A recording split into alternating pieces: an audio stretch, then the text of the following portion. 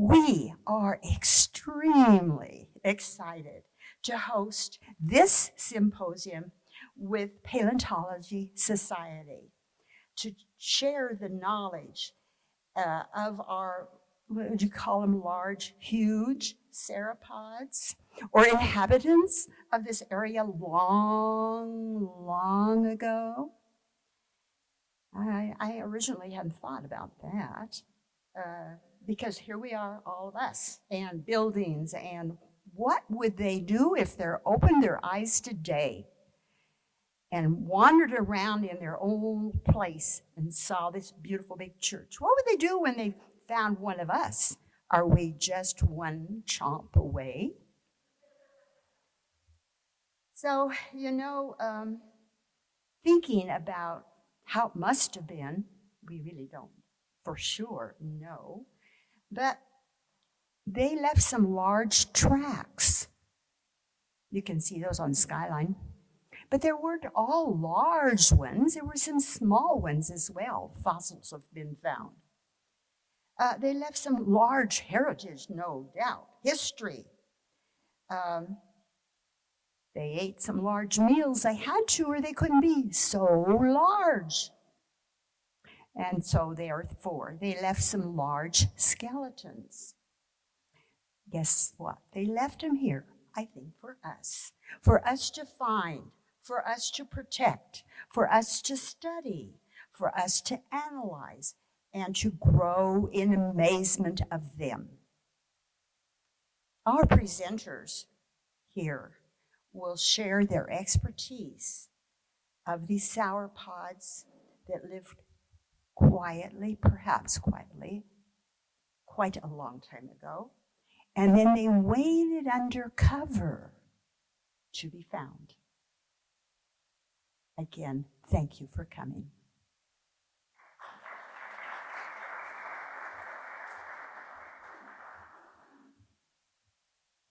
Thank you very much for those remarks, and welcome everyone. My name is Jim McKeeman. I am the president of the Western Interior Paleontological Society, and I can't tell you how excited we are to be a part of what's going on down here in Cañon City, partnering with the museum and the Friends of the Museum. A few logistics here. Restrooms, if you don't know, restrooms are through that door. There's a sign there. Also, we do have donuts, coffee, and water around there in the community area. We do ask, please do not bring any water or donuts or food items back here into the sanctuary. So before we get started with our first presentation, there's just a little bit of a background here. The Western Interior Paleontological Society has been around for more than 35 years. It is a gathering, you could call it a gathering, of both professional paleontologists, geologists, avocational paleontologists, and kids from 9 to 97 that just love all things fossils, be they dinosaur or marine, shells, invertebrate, insects, all of that. So the Western Interior Paleontological Society, we meet once a month. We don't meet in the summer because most of us are on field trips, etc., discovering bones and discovering fossils. It's a great organization. I do have some material on it should you like to check out our organization and find out how you can learn more. And so just very, very quickly, the way this whole ball got rolling is, and Joshua will talk a little bit about this, is when the find was made up north of Cañon City, the museum staff and the BLM had contacted the Denver Museum of Nature and Science, who at first did not respond. And so through an affiliation with Dr. Ken Carpenter, who's a world-renowned paleontologist, he was at the Denver Museum, he is now in Utah. Ken was doing some work with the museum and Joshua Broussard on some paleontology presentations that the museum's doing. Ken got a hold of myself through WIPS to find out if we would be able to get a crew down there to get the bones out of the ground. Well, we of course jumped at the chance. Unfortunately, because they were on federal land, the permit requirements through the government is a long, arduous process. So they reached back out to the Denver Museum of Nature and Science, and they did send a crew down that got them out of the ground. Josh will talk all about that.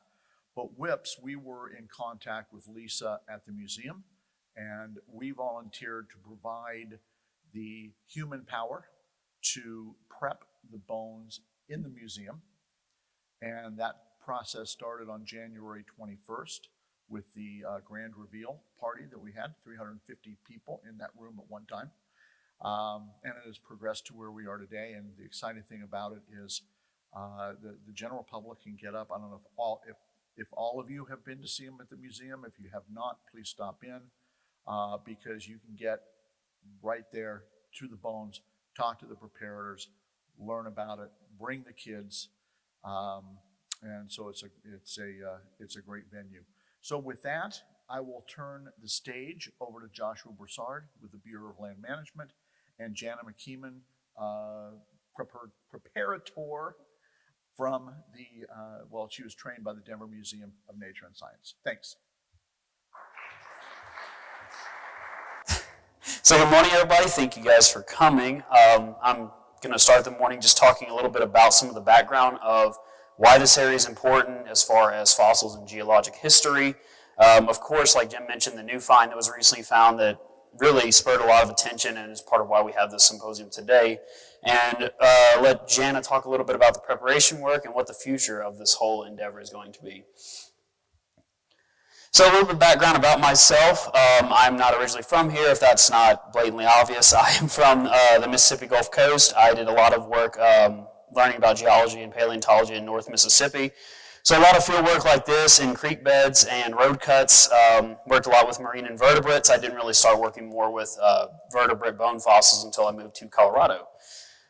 Just more pictures of field work. Lots of stuff out in the woods, lots of, like I said, creek beds and whatnot. So I'm used to it though. I have been to Colorado before. In fact, I have been here to do geology field work. This was back in 2017. I was a little bit heavier and a little bit more scruffy, but that is out near Gunnison area. There's an old abandoned mining camp, and there's still some buildings left there. Really interesting place, and when I moved to Colorado, I was thankfully able to go back, and that place is still there. And that just fell out of my pocket. Okay. All right. On my free time, I like doing what you think a geologist would do. I like going out in the middle of nowhere, camping, collecting rocks. I pretty much leave working and then go keep doing geology stuff. So the Jurassic, this area looked a whole lot different than it did today. So today we have a lot of desert scrublands around here. We have a lot of, buildings like we are in now that were not around back then. So back during the Jurassic, it looked more like this. So lots of forested areas with really large rivers running through the area, grassy plains. Things that are really conducive to some of these large herbivore dinosaurs that are running around. And through geologic time, the area has changed. Things have been covered up. Things have been eroded away. Things have been tilted and twisted with the uplift of the Rocky Mountains. And the way we see the Jurassic nowadays in the rock record is along these hogbacks surrounding Cañon City. So we have these long tilted ridges that tend to uplift and expose some of those layers that used to be that contain animals that used to be around. So our Morrison Formation, highlighted in red, is what we typically find our Jurassic Age dinosaurs in. So this is a lot of sandstones, occasionally limestones that contain those nice bone fossils. So this is just an example of what those kind of look like in person. This isn't the Morrison Formation, but it's an example of those hogbacks. So we get these nice, really flat tilted beds that we find all kinds of cool fossils in. And it just so happens Cañon City is surrounded by these hogbacks, these long ridges that expose those really nice fossils. So we have a lot of potential to find really cool stuff around here. And throughout history, Cañon City has been very important for the early establishment of paleontology. In the late 1800s, 1877, some of our first dinosaurs were found in the Royal Gorge region, I should say the entire region. And throughout time, many other really important finds have been found here. So our first Allosaurus fragilis was found in this area. That is currently on display in the Smithsonian. That's one of their previous exhibits of that animal itself. Ceratosaurus, this is another really important theropod predator from the Jurassic. This was found here as well. It's on display in the Smithsonian right now. It's got kind of a funny history to how it's displayed. You can talk to me about that later. Some of our big herbivores, some of our sauropods, Apatosaurus was first found here. That's the one that people confuse with Brontosaurus because there's another weird history. There's a lot of weird history with these things of how that was done. Our first Chimaerosauruses were also found here. These have a lot of really excellent, this is Diplodocus, what am I thinking? A lot of really good fossils of this animal were found here, as well as Chimaerosaurus. We have quite a few of those from this area. And we also have Haplocanthosaurus. This one in particular is the only one intact enough to display, and that was found in Garden Park. Really special fossil, and is currently on display in Cleveland Museum of Natural History. Another really important fossil is this one. This one is also in the Smithsonian, and this is the first Stegosaurus synops ever named. So this was found in Garden Park. It is a pretty intact, relatively speaking, skeleton, and it is currently on display in the Smithsonian as well. We also have our state fossil. So this was also from Garden Park. This is the Kessler Stegosaurus. It was found by Frederick Kessler, previously the curator of the Royal Gorge Museum. And that was declared the state fossil in the 1980s. And that's how it's displayed today in the Denver Museum. Really fantastic display as well. And it's pretty impressive because that is mostly real fossil bones. We also have our famous Stegosaurus that we have an example of in the museum. This was found in 1991 by Kenneth Carpenter, who Dan will talk about later. They found this in Garden Park. It's really special fossil, really amazing story. Please come by the museum and ask me about it because I love talking about it.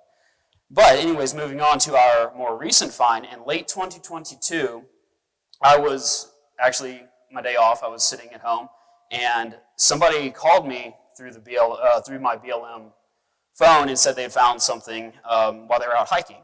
So I went out and took a look because it was my day off, and I figured I'd go get some hiking in because usually when people say they found something, sometimes it is a really cool find, sometimes it's not. You don't know unless you have an expert like myself look at it. So I decided I'll go take a look and see what they found. Come to find out, oh my God, they had found something pretty incredible. So this was so this wasn't fully exposed whenever they first found it, and I'm really impressed that they actually recognized what it was. But basically what we have here is the tibia of a sauropod dinosaur, and this thing, if you can't tell by the little scale that I put next to it, this thing is about 1 meter long, and that's one bone, so that's pretty incredible. So what they had spotted while they were out hiking was this part highlighted in red. That was all they saw sticking out of the ground, and thankfully the person who had spotted it was also a rockhound, and he was familiar with what fossil bone looks like based on stuff he had seen previously, so he was thankfully able to recognize this is fossil bone. And then over time we realized there is more there. This is a whole bone. So what happened after that? I got these pictures and I covered it back up. We covered it back up to help preserve it because fossil resources on federal lands are really important protected resources. Well, fossil resources in general. But on federal lands, there's a lot of really strict rules to protect these resources for good reason. There have been a lot of instances of theft in the past, not just here, but elsewhere in the U.S. It's a big problem in the fossil world of black markets of stolen fossils. But anyway, so what happened next is after we covered it back up, I reached out to the BLM, reached out to those at the Royal Gorge Regional Museum at the time. They are the federal repository for the BLM. Also started trying to look for who we can reach out to try to get this thing out the ground because it's already pretty exposed and fossils are really fragile, and once they're exposed, they tend to decay pretty quickly. So this was kind of a rush to try to get this thing out and get it properly preserved and saved. It entailed a lot of phone calls, a lot of meetings, a lot of emails, a lot of overhead work. And that was about a month's worth of that for every day between the Royal Gorge Museum, working with them because they are the repository for the BLM office here in Cañon City. And like Jim mentioned, I was able to get in contact with the Western Interior Paleontological Society through Ken Carpenter. He started an email chain and I believe reached out to Jim on Facebook, of all places. Got me in contact with them, and we started planning for future work with this fossil. Denver Museum, like Jim mentioned, they had the permit to excavate because permitting to excavate on federal lands it's a really involved process. You have to have people that are certified, people that know what they're doing, and you have to be approved to excavate in the state you were in. Denver Museum they had excavated previously in the past. They had permitting, and they were able to spare some interns over a weekend. And this is a picture of Whips excavating, but we basically excavated that fossil, and hopefully in the future, we'll get more out of it. It'll look like that. So meanwhile, while all this is going on, while I am trying to get all this stuff together, while all these groups are trying to work together, and we're trying to get this out, get it preserved, I was out there doing some more work, and I found this. So that, right next to my knife right there, that is another bone. That was next to the tibia. So the tibia is just off outside of the picture. But there was another bone out there. So you can kind of see it in this picture. You have the tibia on the right, and then over to the left you have another bone. Turns out there was more there. So excavation, Denver Museum came down on a Saturday with some interns who had also not excavated before. So it was a pretty fun day for everybody involved. So got in contact with them, made that happen. They came down. We started just as the sun was coming up, and we had excavated and gotten back to the museum with everything as the sun was going down, which was honestly really impressive considering how much we got out. They came with the intention of getting the tibia. They didn't know if we were going to get the other bone or not. We hadn't fully excavated. We didn't know how much was there. We mainly just wanted to get this one, and if we had to come back, we would. So we spent, like I said, pretty much the entire day, sun up to sundown, doing excavation work. Basically what that entails is we dug around the bones to basically put them up on a little pedestal of sandstone, and then we used plaster, just like you would cast a broken arm, same deal. We wrapped it in paper towel first, just so the plaster didn't stick to the bones themselves, because it's hard. It's hard to remove, and it takes a lot of work to get it off. But we did that. Here's just a picture of me. This is the one that was in the flyer. This is me just putting a little bit of adhesive on those bones as well, just to help hold them together, because they are, like I said, really fragile, full of cracks, and they want to come apart. So that's part of why we have to get them to a place to actually start preserving them. This is the plaster work on the fibula. So we just we had a board for the tibia, and then we didn't know if we were going to get the other bone. So we just found a stick and used that to help stabilize it and hold it rigid as we were putting that wet plaster on it. Then we rolled them over. That was really nerve-wracking, to be honest. They're really heavy, and just taking them and wrenching them over and hoping nothing falls out is really, like I said, it's really nerve-wracking. But we flipped them over. The Denver Museum interns started plastering over the top, removing a little bit of dirt as they could. And then meanwhile, while they were doing that, we were taking the first one, the tibia, and getting it ready to carry to a truck where we're going to drive it to the museum. We literally just put it on a bodyboard, ratchet strapped it down, and carried it. And it is extremely heavy. I can tell you that from experience, obviously. Yeah, that was a lot of work. So now that we had gotten them out, we brought them to the museum and set them out there to dry a little bit, because the plaster needed a few days to dry, or, well, needed more than a few days, but we still had time because we were still planning the grand opening of the fossil reveal. So this is just pretty much everybody that helped work on them that day, and we are very tired but very excited. So what are these bones actually from? What did we find? Because I keep saying tibia, fibula, but what does that mean? So tibia and fibula, we have those as well. That's your front, and my shoe's untied, your front and your rear leg bone. And just like we have those, these dinosaurs also had them. So what you are seeing here, like it says, that front and that rear leg bone, pretty much in place, which is really important to point out.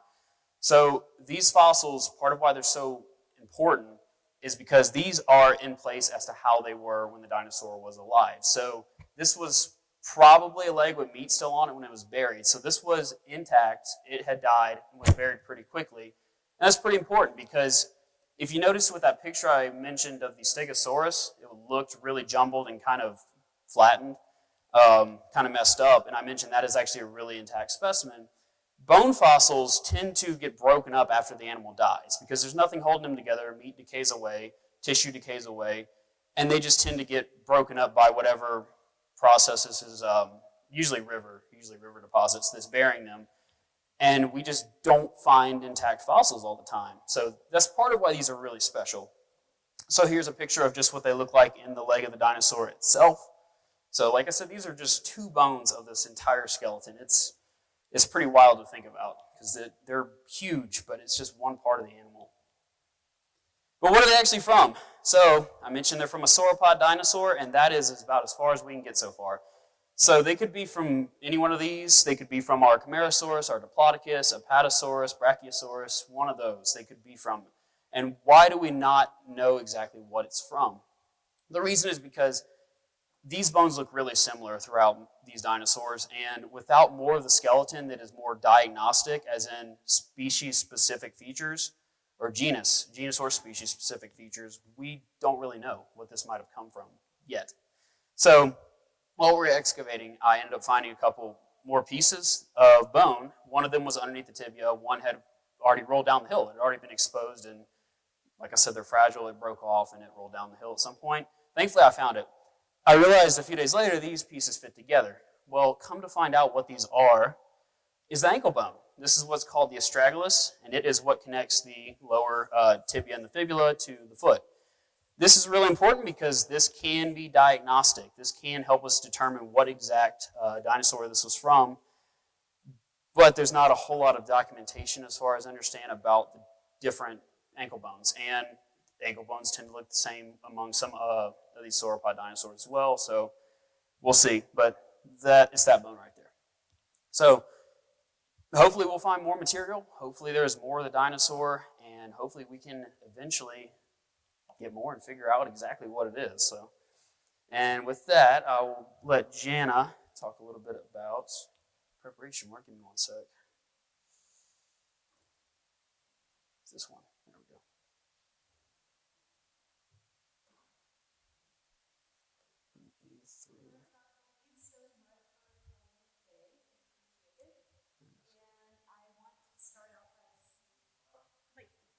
Oh. That's cool. I can use this one. Can you hear me now? First off, I want to say thank you so much for coming today. And I want to start out by saying the cool part about this find is that all bones we recover from Garden Park stay in Cañon City. Yes. Yes. Which, if you noticed, all the fossils I mentioned, the dinosaurs that have been found here before, They've all gone to different Smithsonian, museums. Cleveland Museum, Yale, Peabody. they're all gone. Yeah, they're gone. Whoever puts in the work has to get them. Yeah, exactly. So that's why we are excited and truly humbled to be a part of this project. We are also helping the Royal Gorge Regional Museum and History Center develop a paleontology program. So, yeah, so this is really an exciting time for us. And I don't know if you have slides. Okay. It's up to you. 6s. Okay. We did the big reveal on the bones in January. It was a very exciting time. We put together a fantastic team of preparators to work on the project here. And I'm sorry, I'm a little tired today, forgive me. And all of us have been trained by the Denver Museum of Nature and Science. So we've gone through certifications, and we are certified to do this. We also have been certified to work with chemicals that we use to prepare the bones. Let's start with the cutting of the jackets, So when the jackets were actually brought into the makeshift lab at the museum, we had to go about preparing a way to cut the jackets open. And we had to do it in a safe fashion that wouldn't throw silt and everything from the jackets out into the air. So we had to do that very carefully as well. Then that we had, I don't know, what did you use, the jacksaw or the rotary? I thought you used at first we used just a vibratory saw, like just regular Home Depot saw. But, Yeah. We bought a cast saw for this as well because it's just like cutting a cast off whenever you break the bone. So. Yeah, and it's very thick. The jacket, oh, cool, thank you. Yeah, perfect. There's a picture of Steve Miller and Joshua cutting the jacket open. One thing we do when we are in the field preparing a bone for jacketing is we do put a layer of debris over the top of the bone. And we do that to protect the bone from being cut when we open it in the lab with a rotary saw. That way, if we go too deep, it hits matrix, it doesn't hit the bone. And that's actually very important. And so Steve is working with the vacuum cleaner here to make sure it's dust control, and Josh is actually cutting the jacket open. And this is the first picture of the jackets that we opened. You can see everything is just really crude, and this is how everything looked when we started the project. We first start by removing the matrix off of the top of the bone and separating it, but we keep it because we need to screen wash that matrix. We don't know what else could be in that matrix that might or may not be relevant to the site itself. There have been times where people have done screen washing and they have found microfossils. And that's why we want to keep it. We want to learn about the area in which the bones were found. And in this case, we found small pebbles that are called gastroliths. Gastroliths are similar to chicken. What do they call those bones? Intestinal gizzard stones. So chickens will eat rocks and small debris to aid with the digestion of their food. We know that certain dinosaurs did the same thing. And so when they opened one of the jackets and was the tibia, all these little pebbles started coming out. They were not similar to the surrounding sediment of the area. And we could tell by the way they were polished, smooth, and round. We knew right away they were associated with that animal. The dinosaur ate rocks to help with the digestion. So that's another reason why we carefully peel back the matrix. We also remove the glue substance that is placed on top of the bone in the field. As Josh explained, we have to do everything to preserve the bone in the field before jacketing, because as soon as it hits oxygen, it starts to disintegrate. So we are starting the process of removing that butvar from the bone, or the glue substance. We call it a consolidant. And you have to remove it before you can actually start preparing the bone itself. That's a picture of Kate and Brenda.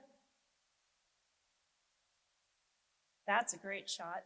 So here we've cleaned a lot of the bone off, and we have been able to do so to the point where we could cut the jacket back farther and expose more of the bone in the lab. I want to point out this. Yeah. So this picture in the next one, I partially included these as an example of, you can see on the very end there's a big piece missing. And whenever they removed that, the rest of this bone started to open up. These cracks that you see in the picture started to spread open. Like I said, these are really fragile and they want to break apart. This is part of why it's so important to do this slow and tedious work to preserve them. It really is. Yes, that's very true. That's just a good. Yeah. And so when we start working, we have to be very cognizant of the cracks. Yes, we have to clean out the cracks, but we also want to make sure that we don't cause further damage, because those cracks do go all the way through. Another picture. Yeah.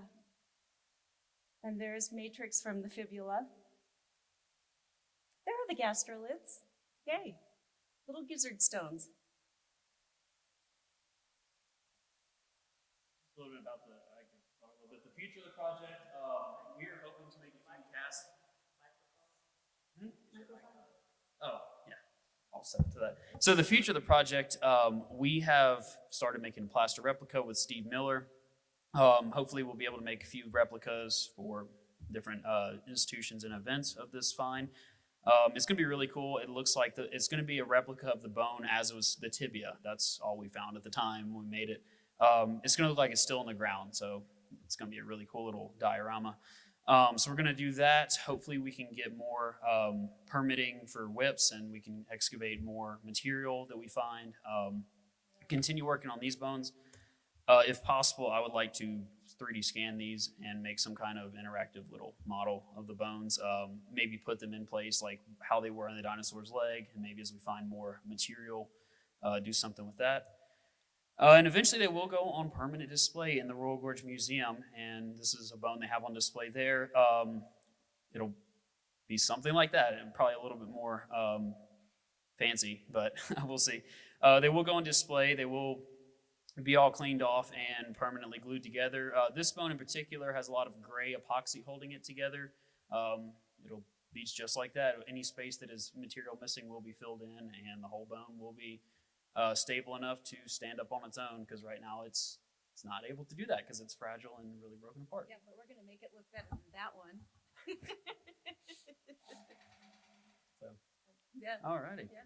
And we are still waiting. We are still waiting for permits to come through. So we have applied for 2 permits, one for excavation and one for surface and collecting.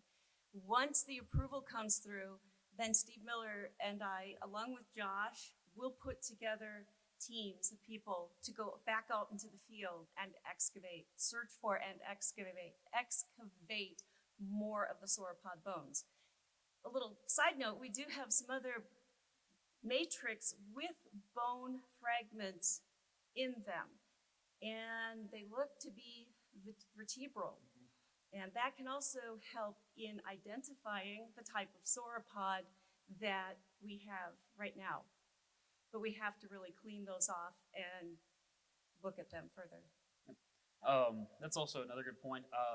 Currently, I'm always looking for more stuff because, like I said, I just go out in the middle of nowhere by myself. So if you're ever out in the middle of nowhere and you hear something, it's probably me. I have found different little bone fragments, not really much in the way of this incredible find, but hopefully I will. Eventually, I'm always out there looking. And I want to point out that Jana mentioned we keep the material that was surrounding the bone, the matrix, to screen wash it and see if there's more material in it. As a paleontologist, it's really, really important to leave things exactly where you found them until we can do like this, like we did here, excavate it and bring it somewhere we can look at it. Because another reason it's important to leave things in the ground is, as a geologist, as a paleontologist, where something was found and the material that surrounds it is just as important as the find itself, if not even more important. Dirt contains a lot of really excellent clues for geologic time and interpreting the fossil record. With these, they were found right next to each other. We can tell that that was really intact when these were buried and eventually became fossils. And it's things like that that are really important for leaving things where we found them and calling somebody like me who can start to get them properly preserved. So with that, I will transition straight to the ending slide. So like I said, please leave things where you find them. If you do find something, take a picture of it, send it to me. Whenever you take pictures of things, please put something next to it for scale. I usually use a Sharpie marker or a multi-tool, whatever I have within arm's reach. This is just a slide I use for most presentations, so just don't leave trash everywhere, basically. Oh, and bury it. If you find it, you uncover part of it, you know what it is, bury it. True. Please. Yes, please bury it, because, yes, please bury stuff that you find, not only to help preserve it, but also to hide it. I know Yes. Keep the vandals away. Yeah. Yeah, obviously don't steal fossils. Don't steal vertebrate fossils. I get that question a lot about what can you collect on federal lands. Vertebrate fossils are off limits, but invertebrate like marine shells, rocks, they're okay. I respect private property, so that's just the last part out there. So, yep, we're good on time. So, we have time for questions. We kind of went through that a little quick, but.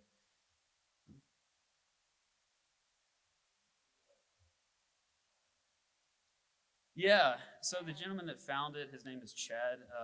He is out of Colorado Springs, and he is, like I said, he's another rock hound. He was out looking for cool rocks because Cañon City and Royal Gorge region has a lot of cool rocks.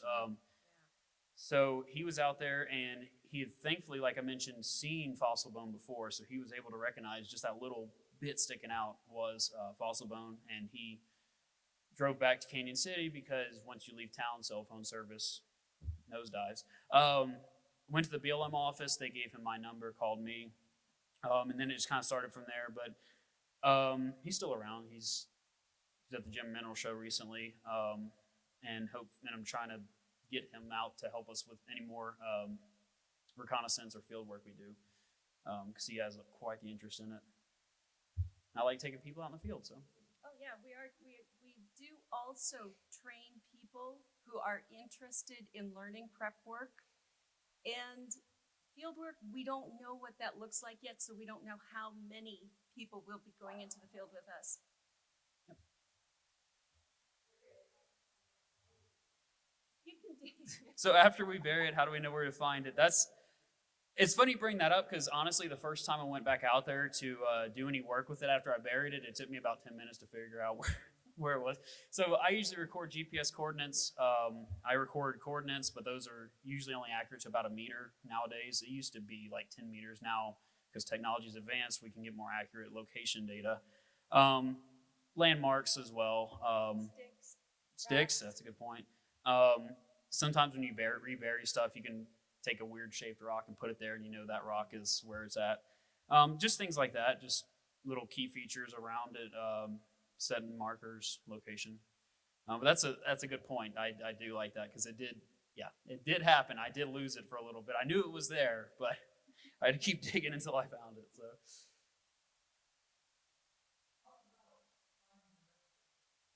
Sure. Oh yeah. So finding more material that might be part of the same dinosaur, or maybe part of something else that got buried with it. So the next step in that process is getting WIPs permitted to excavate on federal lands in Colorado. That's a project that they've started the permitting process through the Bureau of Land Management. It's the government, so it's going to take a while. That's the biggest thing, is just waiting for that to be approved. The BLM currently for the state of Colorado is trying to hire a paleontologist for the state, and once they get on, then hopefully that process can go forward a little bit.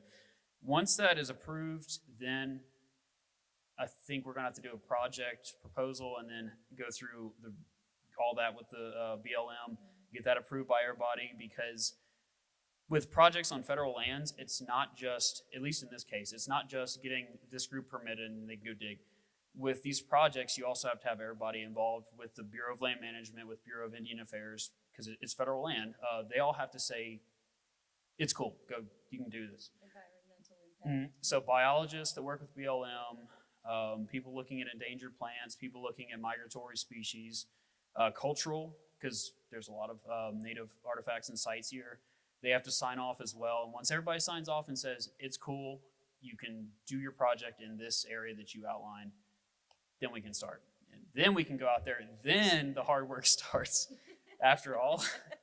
Then we go out there and look for more stuff. Then we actually start digging. Then we remove an entire hill, maybe. I mean, that's happened here before. They've had to remove entire hillsides in fossil excavations. And then we find more material. So it's not a simple process, but there's good reasons why it's long and involved in an arduous, redundant, I guess I should say, process of protecting these resources, because they're important. With fossils, once you have them, that's it. We're not getting these dinosaurs again. So if we lose these resources, then they're gone forever, unfortunately. And that's part of why this job is, it's interesting, and that's part of why I like it, is because you get to, I guess, preserve these important artifacts, or resources for the future generations and for science. So Yeah, and even though the work is very tedious and meticulous, it's nice to go out and do it right the first time, because that's all you've got, one shot. yeah, and it's so. If you haven't, please come to the museum. Do a tour. That we can set up a tour that I could do or something. I love talking about the fossil history of this area, because this was the West, the Wild West. And the fossil history of this area is the same. It was the Wild West days, and a lot of those early excavations and the way they did things, we know now they weren't the right thing to do Like I mentioned, the Ceratosaurus has a crazy history with how it was mounted. It was plastered into a wall for decades. Don't do that. But they didn't know any better, and now we know, and things are always changing and getting better, and we just have to learn from those mistakes of the past. And in the case of some of the early excavations here, they threw away entire blocks of material that contained bones because they just didn't care, because they weren't looking for that specific type of dinosaur. They're gone, unfortunately, and now we know do not do that. Now we know to actually take care of what we're finding. And a little caveat, I know there are more questions, but a small caveat. So Garden Park, Morrison, Colorado, and the Como Bluffs in Wyoming are all part of very historical early paleontology. Marsh and Cope, the Bone Wars, they blew up each other's stuff. They pillaged each other's finds. They were out to get each other. Garden Park is a very rich part of that early history, so we are here to protect it. I saw your hand go up. Yep.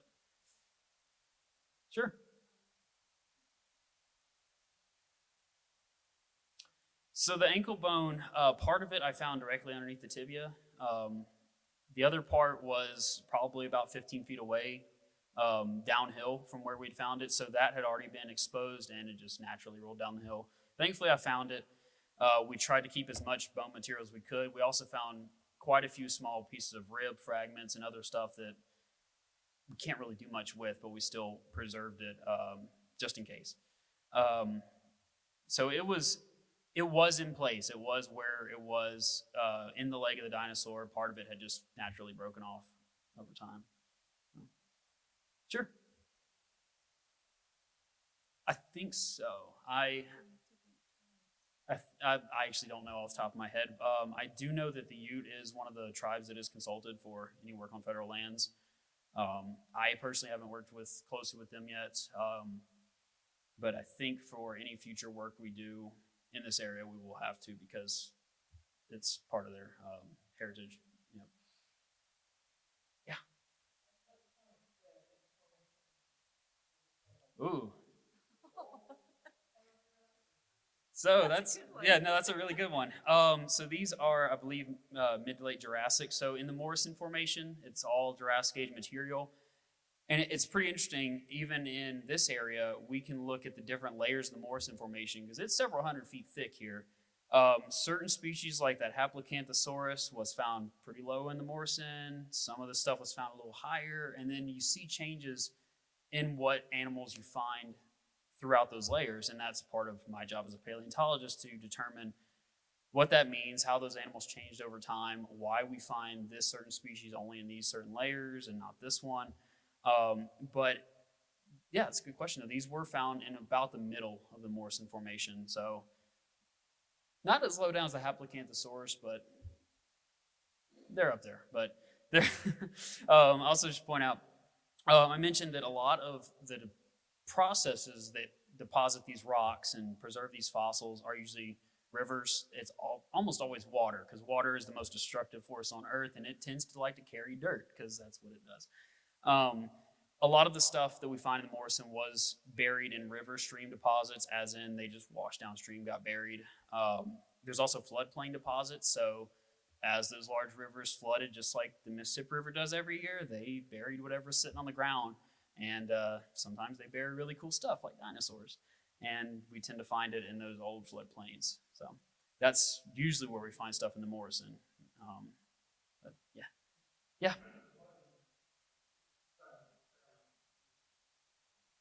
Mm-hmm.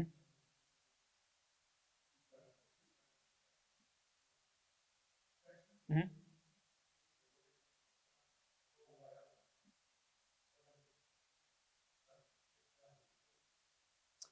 Yep, so with gutstones specifically, usually we associate that with, in intact fossils, it's usually within the rib area. We did find several ribs with this. It could have just been the case of, if they were in the same dinosaur, they just naturally rotted out and got deposited by the feet, by that stream bed deposit. They could be from a different dinosaur as well. There are a couple bones that were found in conjunction with the ribs we found that possibly aren't from this dinosaur. There's possibly more than just this one there. So they could have been from it. They could have maybe not. That is a good question though, because it is really difficult sometimes to determine if something is a gutstone. They're kind of rare. Usually whenever we consider them 100% to be a gutstone, they're found in the fossil, in the rib area itself. And like it's pretty rare, but sometimes we do find them in there. There's another method you can use. It costs a lot of money, and you can use a scanning electron microscope, which looks at things on a microscopic level. And the surface of gutstones actually have a acid etched pattern from the animal's stomach acid on them. You could do that as well. It costs a lot of money. SEMs are, I think, $100 an hour nowadays, so they're expensive. But I know that.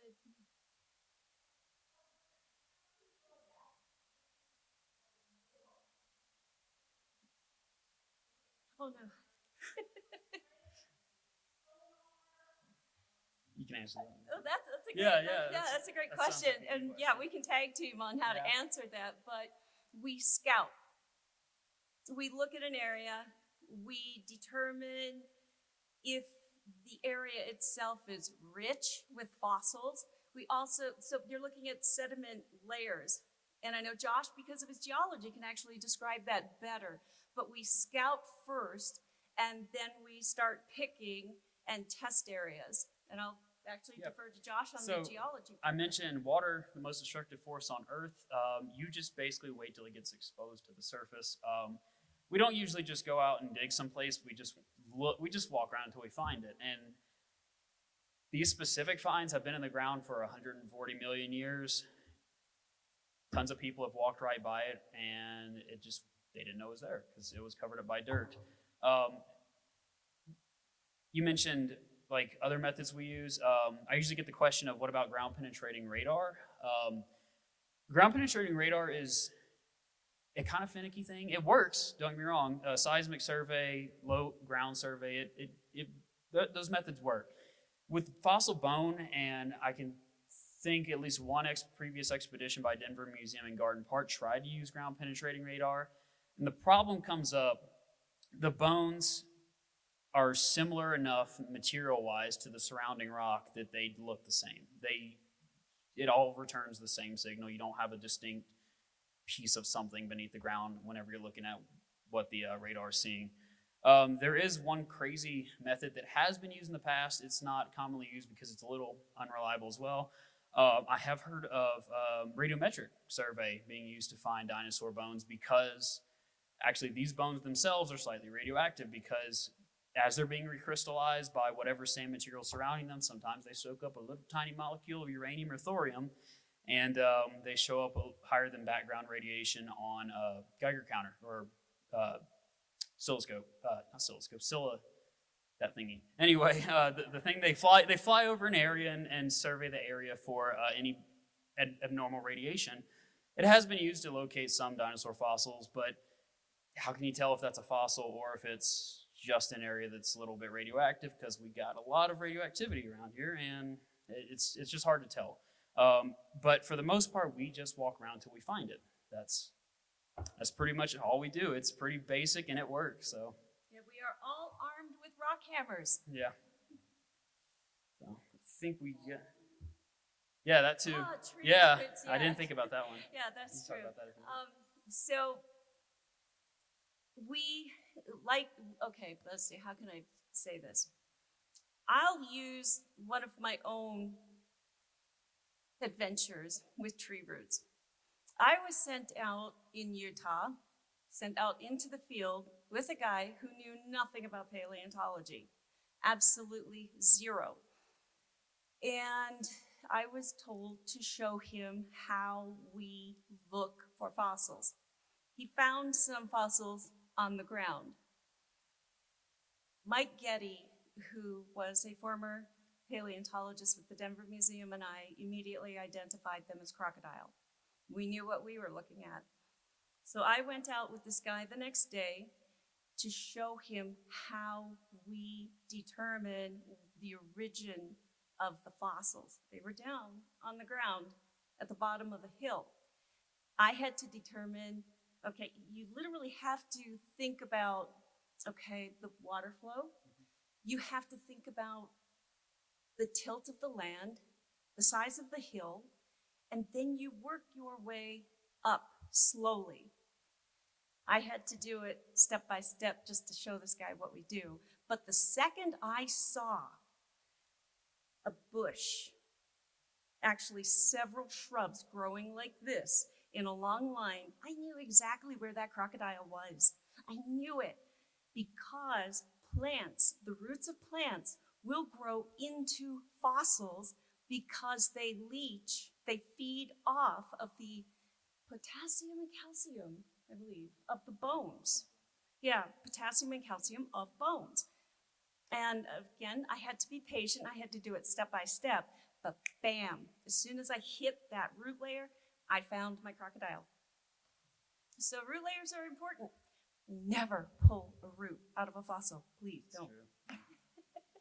I think we got time for one more question, and then yep. Yeah. As far as summer field camps go, coordinating with them, I don't usually. I will say I've just come across them. Like, I'll be out in the middle of nowhere and suddenly they're students.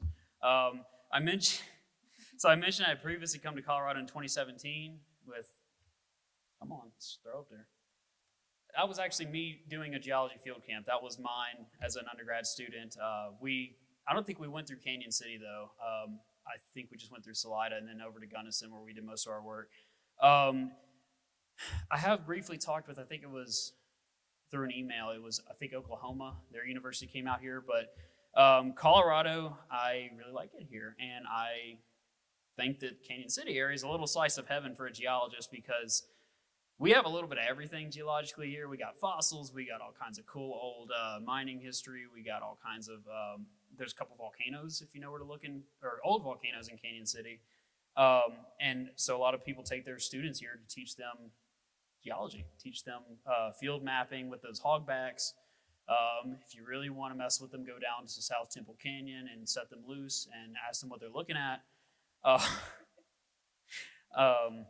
But yeah, coordinating with them I have not. I would like to though. I was actually supposed to be an instructor for my university's field camp and then COVID happened, so we ended up not doing it. But it is fun, and field camp, if you don't know, it's just take a bunch of students, take them out to the middle of nowhere, set them loose, and tell them, go do geology, go map this stuff, draw up maps, tell me what you saw, and explain it, and then turn in a report 2 days later. It's a lot of work, and it's like how you learn how to do things as a geologist. You apply what you learned in the classroom, and a lot of schools come here and do it. It's pretty awesome, actually, to come across students in the middle of the field and just kind of drop them hints as to what they're looking at. But anyway, I will let them move on to the next speaker. Sorry, actually we've got, you don't want, I've had several people point. You've got a question? Please, yeah, please. I'll go and pull up the next one.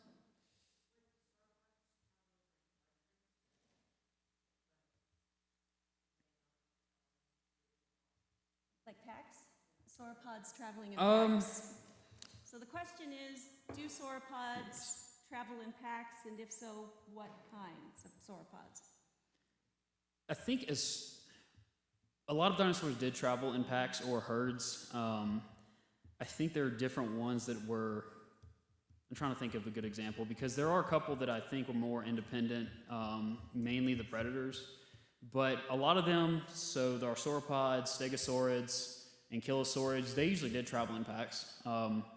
Oh yeah, ankylosaurs, yeah, definitely. Yeah, so Skyline Drive, if you go up to Skyline Drive and you look at the footprints that are up there, those are from an ankylosaur. Those tracks and the animals that made them were around long after the Jurassic stuff was gone. But they also traveled in packs, and you can actually see that on Skyline Drive. There are several distinct little different footprint sets. So they were traveling in packs, and based on the size of the footprint, sometimes they had little juveniles with them, sometimes they had larger ones. So I did a little bit of, it wasn't field work, I was there for fun, but I was in Utah at one point, and they have a lot of dinosaur fossils there, just like Colorado. I didn't see it personally. I have seen pictures of a similar situation, and even in Cañon City area, all the coal mines are closed, but whenever they were operating, they were finding dinosaur fossils. And there was this instance of this old coal mine in Utah where they were finding tree stumps, like petrified or now coal carbonized wood tree stumps, and there would be sauropod footprints around the tree stump where they could see where they were eating, and then you would see trackways where you would have a sauropod was migrating, its little juveniles were following behind it, its little kids, and then you saw our theropod predator tracks come behind them. So they were migrating and the predators were following them, waiting for them to lag behind. It's really incredible that we can see that in the fossil record. And picket wire is a very that's a good one. area to see an amazing assortment of foot tracks, or of tracks, dinosaur tracks. And I mean not just one type, but several different species. So a fun dinosaur age factoid that I just shared with someone when they were asking about, the Morrison Formation and the dinosaurs there, and then Hell Creek Formation, which is up in North Dakota, where they're finding a lot of T-Rex fossils, which was late Cretaceous, and we were talking about the ages. Well, Morrison was roughly 150 million years old. That's where Stegosaurus roamed the earth. T-Rex was roughly 75-ish million years ago in the late Cretaceous. T-Rex was around when the asteroid made for a very bad day. But chronologically, we are closer in age to a T-Rex than a T-Rex was to a Stegosaurus. So if you think about that, so we are closer in age to a T-Rex than a T-Rex was to a Stegosaurus. So 75 million years between Stegosaurus and T-Rex, and the last T-Rexes when the asteroid made for a very, very bad day was 66.2 million years ago. So with that factoid, I will invite Dan Grenard to come up.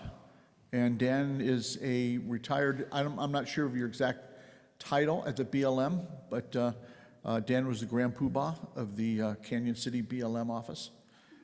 And as soon as he comes up, he will share with us his work on Marshall Parker Felch.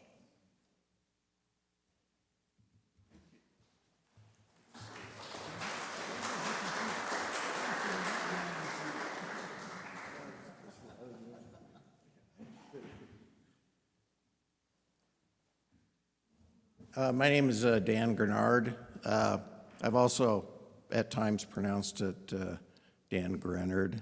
And then a long time ago I heard it was actually a French name and it was pronounced Dan Grenard. But I'll go ahead and just stick with Dan Grenard. So, but actually for you guys, just Dan will work. Just keep it simple. Anyway, what I'm doing is I'm talking about Marshall Felch. And Marshall Felch is the dinosaur excavator that is pretty famous for Cañon City. And he's a particularly interesting dinosaur excavator. A lot of the things that Joshua was talking about really rotated around Marshall Felch. So this little short presentation is focusing on Marshall's role, right there, his work, and his challenges to get his work done.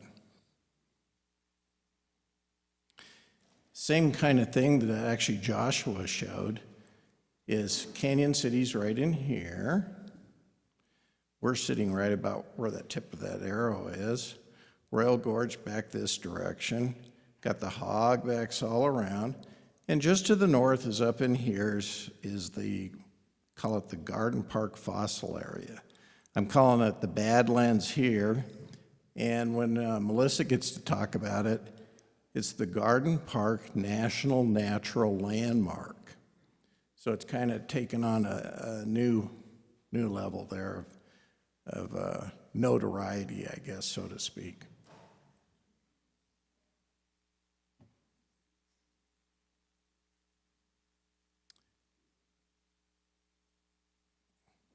The thing that's kind of interesting on Marshall Felch is that his story, the development of his story, was really based around letters. So in those days when people corresponded with each other, they didn't have all the things that we do today, but it was letter writing. So they're talking to each other back and forth. So the first thing here is he wrote detailed, and they really weren't letters, they were kind of paleontology reports. So about 1989, Donna Ingard, right here, Pat Monaco and Georgine Boons, they discovered the handwritten letters at the Yale Peabody Museum and transcribed them over a several-year period. And that provided everything that he wrote. In response, it was kind of surprising, they found the corresponding letters that Marsh had written, because you got to remember, this is the 1800s, and they didn't have copiers. So when his letters left, they were gone, essentially, unless the person that received them happened to keep them. And they did, and they ended up at the University of Utah, and so there's about 150 letters that came. And a lot of when we talk about his story, it's based on that correspondence. And in addition to that, you had about a substantial amount of genealogical research, and I'm not really going into that today. And there's a substantial amount of paleontology work, and Jim's going to be talking about Ken's work with what they call the Marsh Quarry and the Felch Quarry.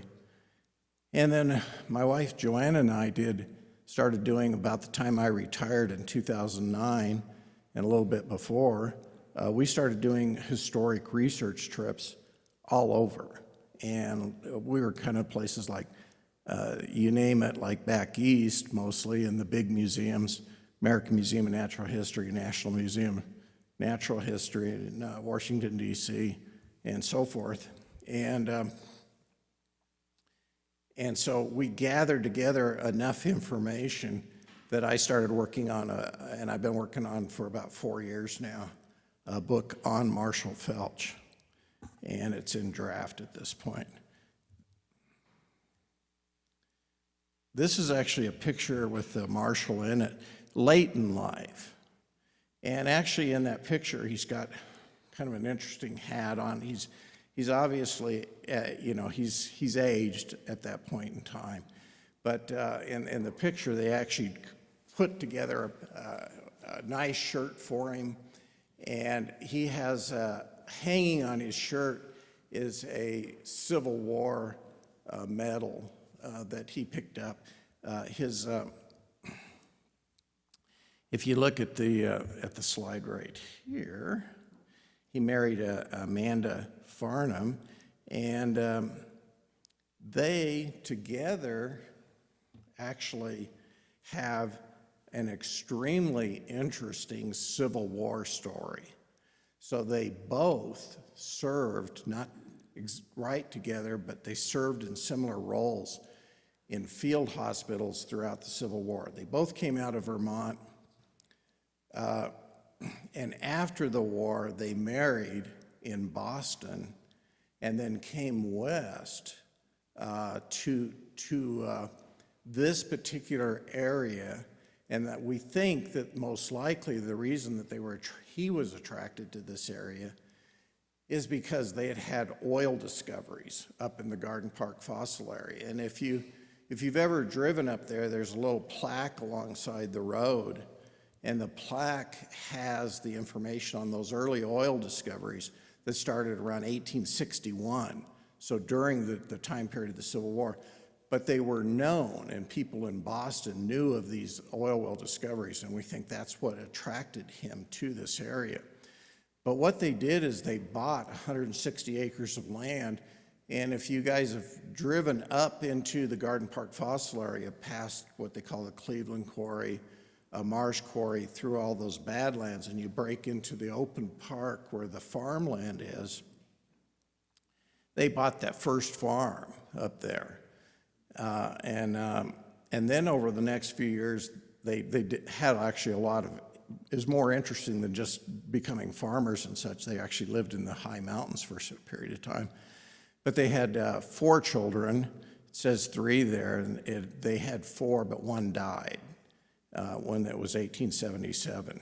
And I think of Marshall Felch as an avocational paleontologist. And so I think a lot of what's being talked about in here today, in your first presentation, is there's a lot of conversation of people that haven't formally trained, in a university, but are highly qualified and every bit as knowledgeable about some of these things as some of the best well-trained, university-trained paleontologists. And so I call Marshall Felch an avocational paleontologist.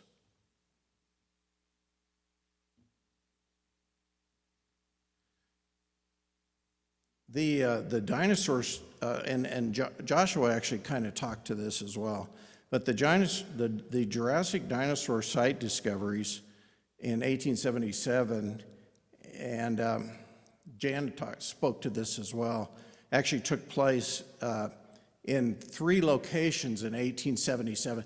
So you have the Bone Wars, it's going on, and it's in a lot of places in the American West. But in 1877, dinosaurs became a key part of the Bone Wars. And the 3 locations were the Morrison area. So if you went up to Denver on the west side of where the hogbacks are, pretty close to where the Red Rocks Amphitheater is the area where Arthur Lakes discovered dinosaur bones. Here in Cañon City, the major first discovery was by a teacher, a one-room schoolhouse teacher by the name of Ormel Lucas. And Ormel found really large bones almost simultaneously with Arthur Lakes out of the Morrison area. And then a couple of months later, 2 people, Carlin and Reed, found large, and they worked for the railroad. They worked for the Denver and Rio Grande Railroad. And they found large bones. And it says AKA Edward and Harlow, because back then, the thing that they were talking about on the Bone Wars is there was a lot of secretive things going on. And they were actually using aliases when they would write to Marsh, and that was their aliases. So that's kind of interesting. And then in 2 locations actually happened in 1877 here in Cañon City. And one was the one by Ormel Lucas, and it was up higher. If you go up into Garden Park and you look, when you first get into the valley and you look off to the west, there's a big bluff up there, a really beautiful bluff. And it was pretty close to there that Ormel Lucas found dinosaur bones. And then a couple of months later, and I'll show you how that happened here in just a second, Marshall Felch's daughter, and his daughter was 10 years old. She found the site that we'll be talking about. So she was the first one, and he credits his children. I'll show you that here in a second too. But when the Bone Wars broke out at Morrison, and originally Arthur Lakes found those bones, Arthur Lakes contacted Professor Marsh, one of the 2 of the Bone Wars, and he contacted him and said, I found bones. And I don't want to give you the long story, there's a long story there. But in June, he sent his best excavator from western Kansas by the name of Benjamin Mudge. And Mudge arrived at Morrison on June 27, 1877, and about 6 weeks later, he rolled into Cañon City to take a look at the materials that Lucas was finding up in the Garden Park area. And where he actually found those, this is a drawing, by the way, by Cara Fisher. Does everybody know who Cara Fisher is here in Cañon City? If not, there's a little park about 2 blocks away from here by the library named the Cara Park. Cara Fisher Park. So anyway, she did this drawing, and she didn't actually include the building. So right about in here was a curio shop at the time by the name of Eugene Weston's Curio Shop. And in that curio shop, when Lucas was excavating dinosaur bones, before they were shipped out, he would bring them into town via wagon, and they were stored in Eugene's curio shop, and he had some in the front window, and that was right there. And when he arrives in town, Mudge does, the first place they would go is Murray's, and they would, that was the place to go. And so Mudge wrote to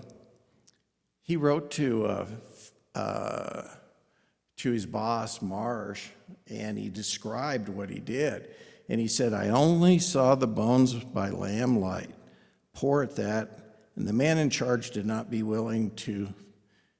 willing to visit his store today, Sunday, or nor too strong of an interest in the matter. Excepting for the head, the skeleton was well represented by bones of all parts, legs, pelvis, shoulder, etc. All are on a scale larger than TM from 10 to 30%.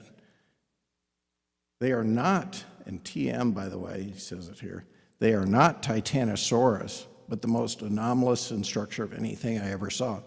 Well, the Titanosaurus, such as like what's going on here in Cañon City, and what Joshua was talking about, what had been discovered, is a large sauropod dinosaur. So sauropod dinosaurs, those in 1876, they weren't around. This is new. So all those things that we hear about when we think large dinosaurs, thundering, four-legged, all of that, it wasn't here. It didn't exist. So all of this stuff happened in these locations in 1877. And that's kind of what makes the 3 locations actually together particularly powerful. And so it's kind of a combination story to a certain extent. But what they're saying is that when Mudge took a look at the bones that Lucas was finding, he was saying, by the way, the dinosaur we just described, Titanosaurus, the one that this guy just found, it's bigger than that one. So they're letting him know, because, the bigger the better on some of these sauropods. And so that was really like, wow, we need to make this guy work for us. And where he's working, that's a drawing that was done by an actual railroad rider. Some of these riders, they're like putting together like information to attract people to come visit. And this particular drawing was done in 1878. But it's hard to see in here, but right there, sitting, working on some dinosaur bones, in that location is Ormel Lucas, and right there is his older brother, Ira. Ira being also a Civil War veteran in the area. And that particular excavation area continued through 1883. So when Mudge showed up, he said, "Hey, would you want to go to work for Marsh? He pays well," which he didn't, and nor on time. But he said, "Would you like to go to work for the guy I work for?" And he said, no, I'm already working for Cope. So we had the Cope Marsh thing going on here in Cañon City with excavations that end up being one sponsored by Marsh, one sponsored by Cope, right there within a half a mile of each other. And that's a picture of the actual quarry location. That's done. This picture is done in 1888. And that's actually Marshall Felch right there. I'm going to show you a drawing of this in a minute, and he actually built a structure. But the excavation was right in a bed, right in here.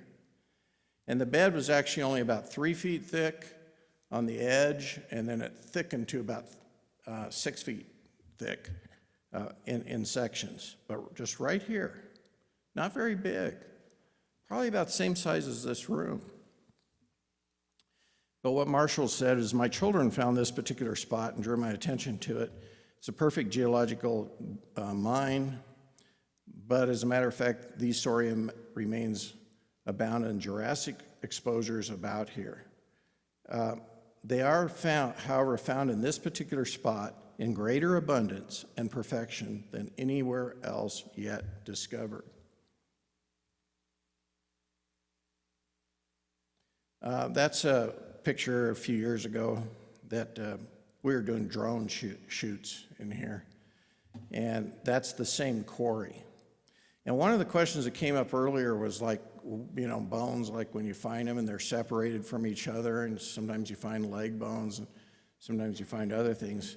And what's going on in this particular area is that you have, if you look right here, see how that kind of drops down right there? That's actually a river channel. You're kind of looking at it on edge. And there's more river channel up in here.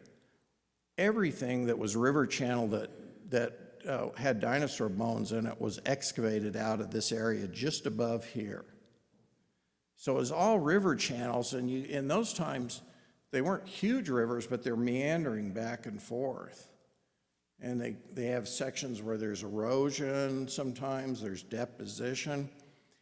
And in those days, if a dinosaur died, let's say a dinosaur died today, and it perished near the river, and it didn't get buried over real quickly, it'd get scavenged. So some dinosaur skeletons are scavenged extensively, and the bones get scattered out. But then there's other times when you have a dinosaur that dies, and if fresh flood water comes in, they get buried over fairly quickly. And then you have a situation where you can have like almost a complete articulated skeleton, which we have from this particular quarry.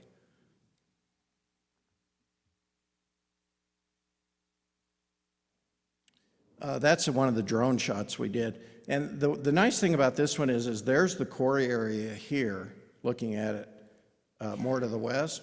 But when I talked about the rock, the bluff, where Ormel Lucas worked, it's right back up in here. So this is how close together these two completely different excavation sites were.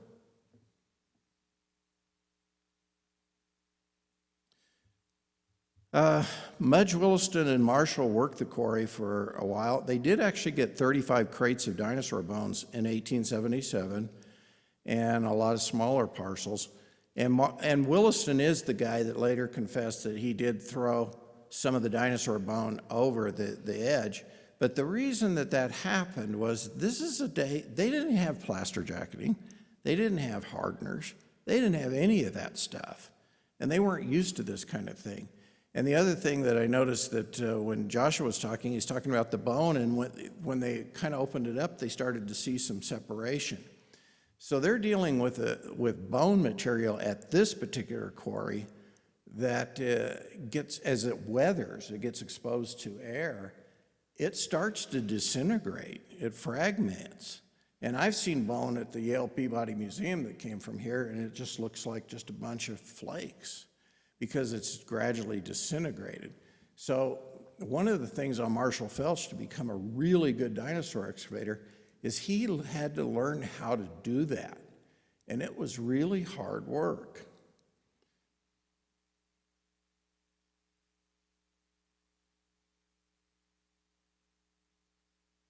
And that's actually just Williston writing to Marsh, describing what he's seeing.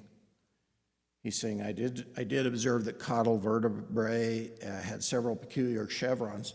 And what he was talking about is, you know, vertebrae, there's like a sharp side on one side. This one had two parallel.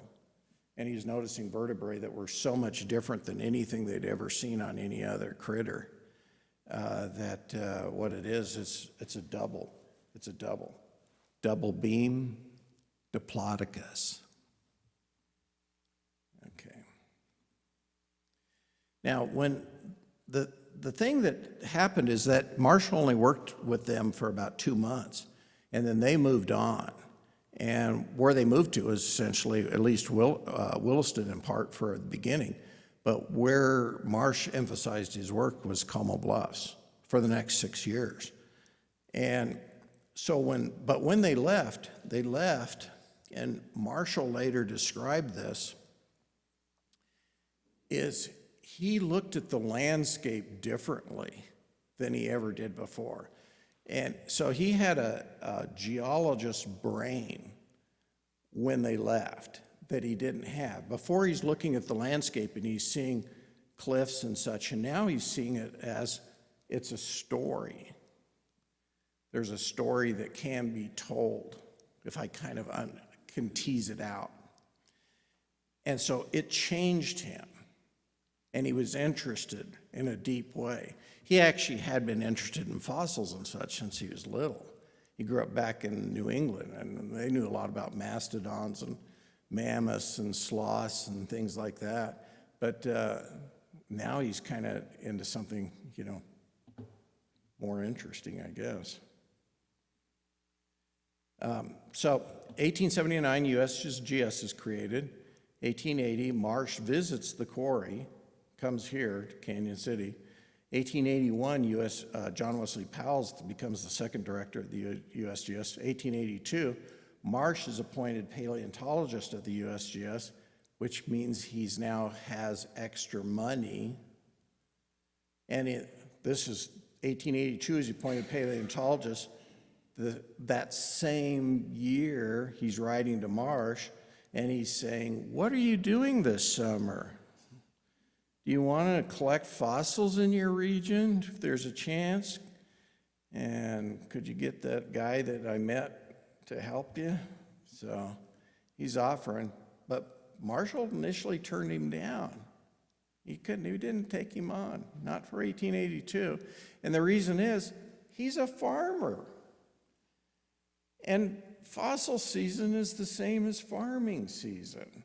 You know, I want you to start April 1. That's when you put seed down, you know, and you're working on your irrigation ditches. He's got a job and a family he's got to take care of. So he initially turns him down. But the thing that becomes interesting is if they had Como Bluffs, the question is if there's Como Bluffs, why would he be interested in Marshall coming to work for him? And the reason is they couldn't find everything they were looking for at Como Bluffs. They had things, skulls, for example, which tell you the most you could find out about an animal. And they had things that could find here, and he suspected that they were here based on what they found in 1877. So he wanted him to go to work, and later on, Marsh's biographer, he wrote about it, and he said that the letters between Marsh and Marshall down here, he says, they have a peculiar interest, moreover, because they show that he and Marsh were working out between them a gigantic jigsaw puzzle with dinosaur bones for pieces. And what that is that Marsh didn't really necessarily care whether a Camarasaurus came from Como Bluffs. He just wanted to have a complete Camarasaurus. If he got 2/3 of it at Como Bluffs and 1/3 of it here, that's fine. They put it together that way. They weren't so, at that moment, they weren't so much interested in where it came from. They wanted to just get as much as they could. And so in a certain sense, Marshall's job is well, I'll show you here. What's his role? Some skeletons, it had a great diversity of species, and some of the skeletons were articulated, skulls and feet. His job is to find what couldn't be found at Como Bluffs. And there's quite a bit. And this is a drawing, by the way, for all the WIPS folks, this is a drawing by Gary Raham. He did that for me. I had to pay him. But that's 3 excavators early on. One of them is a guy by the name of Fred Brown. He's this one over here looking perplexed. He actually becomes pretty famous for work at the Como Bluffs later on. He only stayed a short time and moved on. His keys to success were had a lifelong interest in science and fossils. One of his letters, Civil War, later on he was writing to Marsh in 1888, and he said, hey, let me tell you about a place that I found in Virginia when we were on a winter retreat in the Civil War. So he's looking at fossils in the Civil War, and he's telling Marsh about it years later. So he had an interest from way back, and so to become good at it, you have to have that. First of all, you have to be interested. You have to care. But he developed a lot of skills, and how he did that is Marsh, in order for him to find dinosaurs, Marsh began sending him journal articles of what was coming out at Como Bluffs, and he became really good at anatomy. And Joshua kind of displayed that a little when he was talking about the tibia and fibula, that somebody's getting good at it. They're getting to where they can identify it. And they're getting to when you get to the point where you can go, this is one of this dinosaur, and this is one of that dinosaur.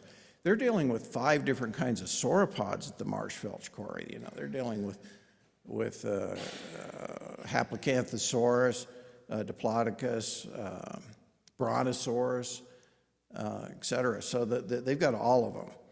And so he became really good at anatomy.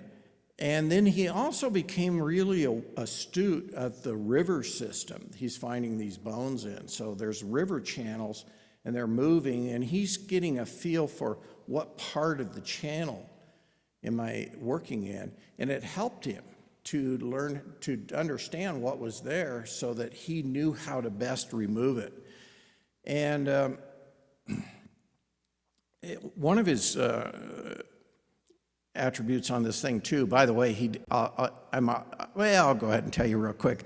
How he had to actually do this work is, in order to pull it off, he had to find somebody else to do his job. And that was really hard in Cañon City at the time because Leadville was going on, and they just made the big silver discoveries up there. And anybody that was any good, that had any, was strong and young, was up working in Leadville in the summer. So he had to wheel and deal to find somebody to take his job. And then he was getting paid by Marsh to excavate dinosaurs, and he's turning around and handing the same money over to somebody else to do his farming work. And so it shows you that he wanted to do that work. He's really engaged in it.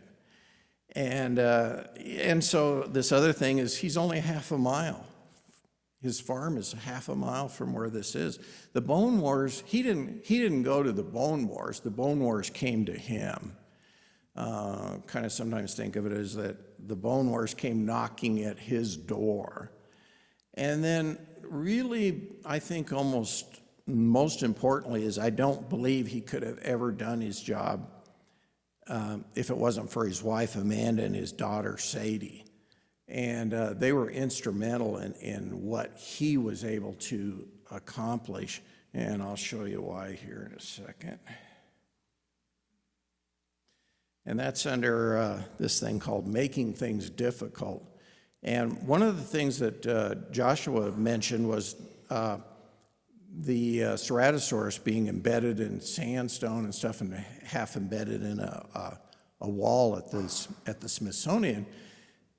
And what was going on there? They just recently they pulled that out not too long ago in 2014 in their reworking of the exhibits. And what they were finding this late in time is the excavators today came back, and they've got all the modern tools. I mean, they got everything. And they said, this is the hardest sandstone we've ever seen. And what Marshall was working in was the really hard sandstone and fragile bone. And he had to figure out how to pull that off. And he doesn't have a whole lot. I mean, they had to, even at the beginning, his wife Amanda I believe it's his wife Amanda, had to come up with some ideas on how to get some sort of jacketing. They didn't have the plaster jacketing and all those kinds of things. They weren't there. Later on, they used a thing at the time they called water glass that was a hardener, and they began using that. But just the basic principles of excavation are extremely difficult. And he had his farming responsibilities simultaneously. And I think the stress of all of that, trying to get the excavation work and the farming responsibilities, I sometimes wonder if that was part of the reason that he lost his son. Hang on for a second. Sometimes I'm getting older and my brain goes bad. But his son Webb was killed in a farming accident one summer. And so it was really tough. And then he personally went into the Civil War, and one of the reasons he ended up working as the job he ended up in the Civil War as working in a field hospital category is because he had a heart condition. He actually had a defective mitral valve. He could never get enough air to be like a foot soldier. So he ended up in the field hospital the whole time, and he lived with that his whole life, and it was really tough. By the time he got done with this excavation, he was like near his end. And he ended up with a host of post-war health problems, including what are clearly later described as things that look like PTSD, as well as like some nasty skin conditions and things like that. So he was not healthy. And these are the things that made his job tough. But when you get done, it's the amount that was accomplished is unbelievable. And then this is when we're talking about how good a work they could do, his masterpiece, when he became the best he ever really was in 1886. And he actually built this cover for shade and a platform. And when he would excavate, he'd bring the bones, and this was like soft padding down below. They'd lay the bones out in blocks, carefully excavated blocks. They'd use hardeners, and they would finish up, clean up, and label and organize, put markings, and then send letters and describe it back to Marsh. And he would just, he was really, over a period of 3-4 years, he became an outstandingly good excavator of dinosaurs. His contributions are of these sites, 1877, and then 1883 to 1888. Everything went to the Yale Peabody Museum and was placed under the authority of Marsh, and a number of papers were prepared. 1903, it was actually 1899 is when it was transferred, but then in 1903, everything ends up in Washington, D.C. And then at the time, when they arrived, they didn't have a natural history museum, but one was being built. And so the paleontologist Gilmore went to work on and took special interest in 3 of Marshall's dinosaur skeletons, 3 in particular. But there was, in those years that Marshall worked, were hundreds of crates of dinosaur bones, a wide variety. And that means that I'm going to show you some pictures from the museum of those dinosaurs today. Because this is from Joanne and I went out in 2021 and to see the dinosaurs that Marshall excavated. And this is a picture, and they got them all glassed, so they're hard to see. So you have to put your hand up over behind the glass like this. And then you take your pictures and then hope they aren't watching you. This particular Allosaurus, they're trying to kind of put them in an ecosystem sort of thinking. And this particular Allosaurus looks like it's typically like the people show them on the prowl. But this one is interesting. It actually is standing up. It's got its tail on the ground and wrapped around a clutch of eggs. So this is actually a mother Allosaurus taking care of her young.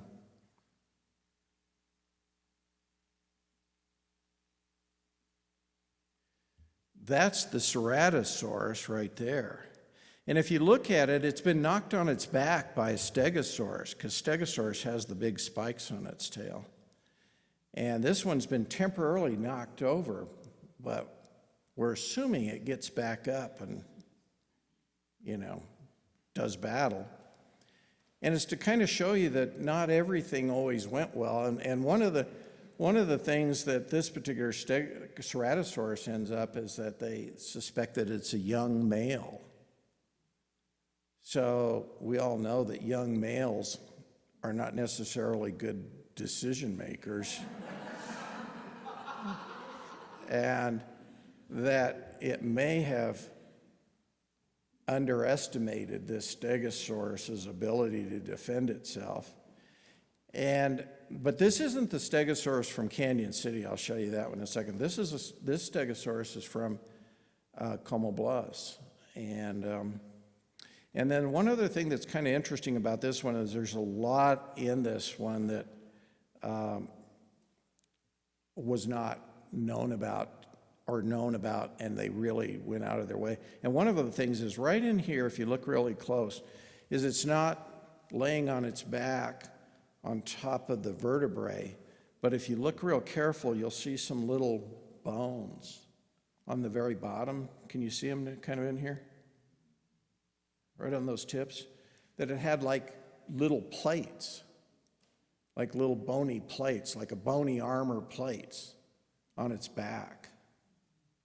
So when it got knocked over, they're showing it to allow that to represent that. That's not just on those vertebrae. So it's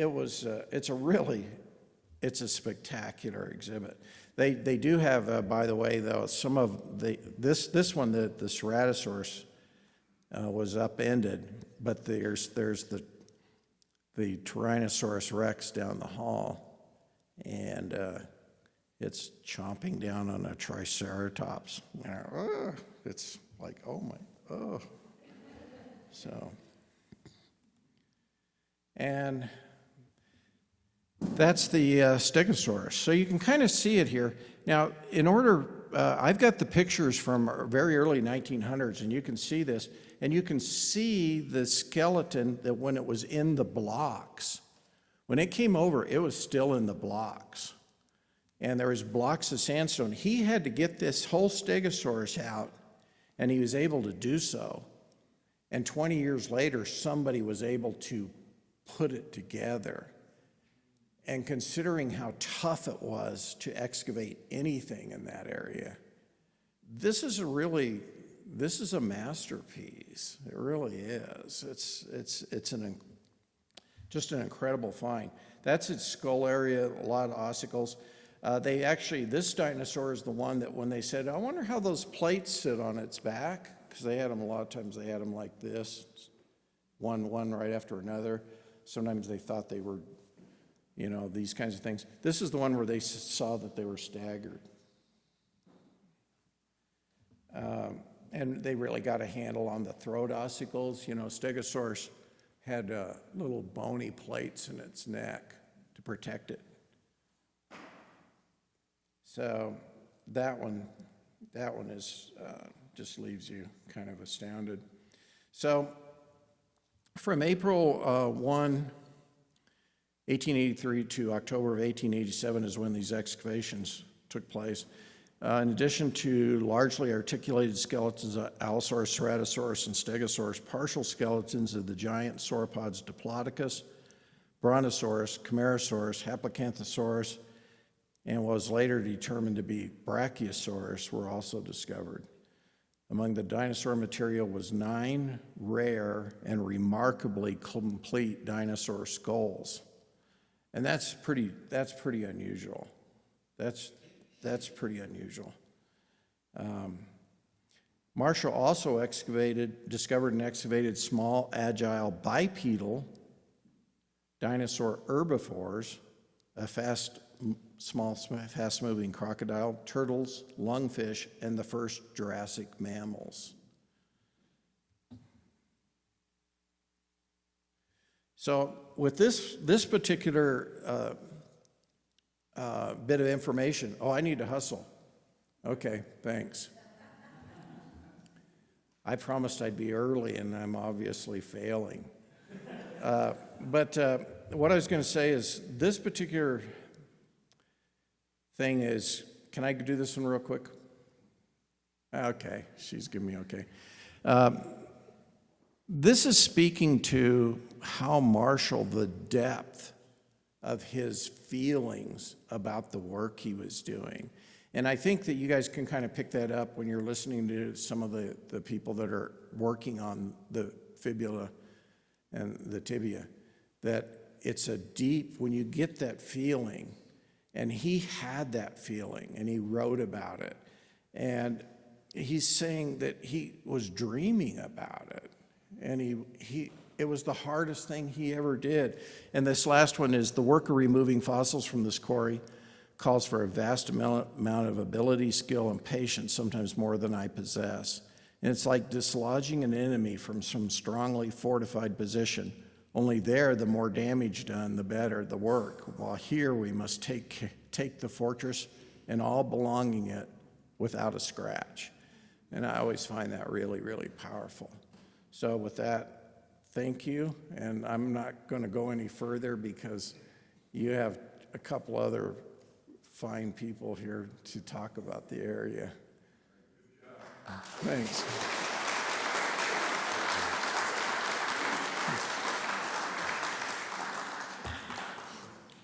I think on the really hard sandstone, what he was finding was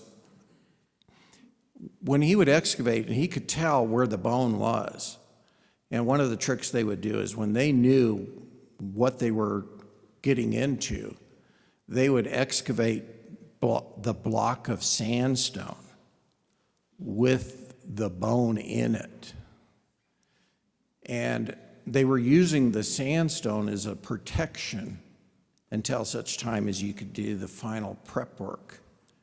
So the sandstone definitely helped preserve the bones, but it was really hard to figure out what you were doing if you have a whole bunch of different kinds of animals all mixed in together. And sometimes they're even overlying one another.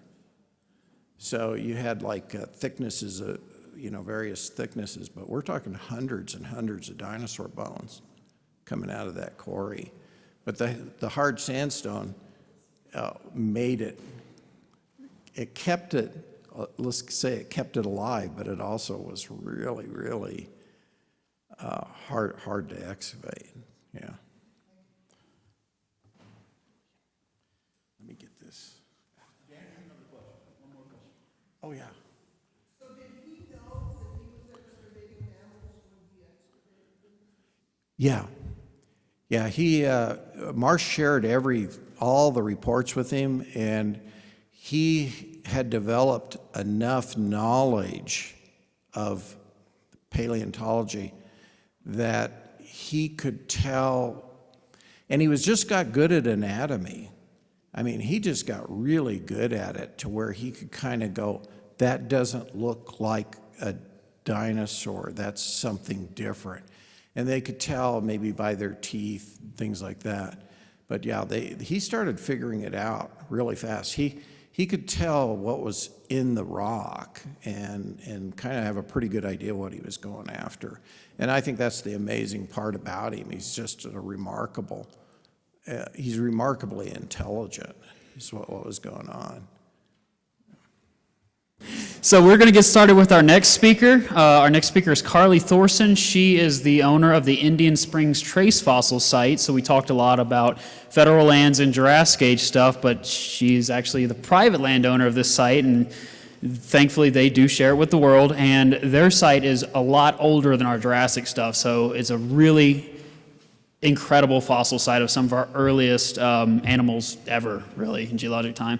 And I will turn it over to Carly. Do I bow? I'm used to always being out in the field with fossil tour, so it makes it really different to do it in a classroom setting. So anyway, we were dedicated in 1979 as a national natural landmark. We are globally significant. The world has always come to us. So I grew up with all the different ologists. I grouped them because there were paleo guys, geology, botany. We have all 4 designations. So we also did the Indians, what are my 4 sites? A national natural landmark. We're a Colorado natural area. We are also an archaeological site and a historical site. Thank you, my daughter. Some days I'm older too, Dan. Where are you?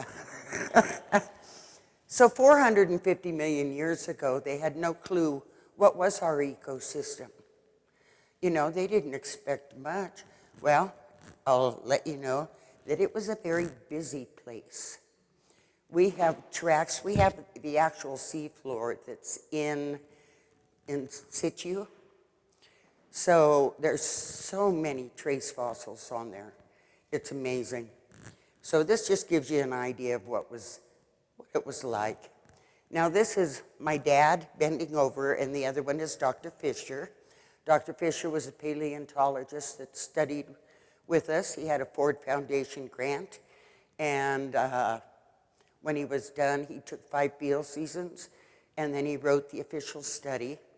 And in August of 1975, I think, it's throwing me a curve being up here. We were the only fossil find discussed worldwide at the 25th International Geologic Congress and the second International Trace Fossil Symposium, and that was in Sydney, Australia. So this is Papa and Dr. Fisher, and my mom and my dad were always working on fossils at the table in the house. All the rock walls are the fossils as well. So we had the oldest vertebrate. We retained that title for almost 40 years. It was one of the ostracoderms, an early fish.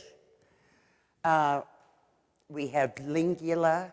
They're still alive in the ocean today, and they have a tiny foot and pedestal, so they anchored into the bottom, and they'd filter the water. We had the trilobites. We had all kinds. We had the Beckwitha gigantea, which is the giant trilobite. We also had little bitty ones, and some of these, when we get a break, you can come up and look at the body fossils. They're a little hard to show you, except for when I get into other stuff. The nautiloids, snails, clams, brachiopods, we had a lot of stuff. So, here's the body fossils. Where's my pointer?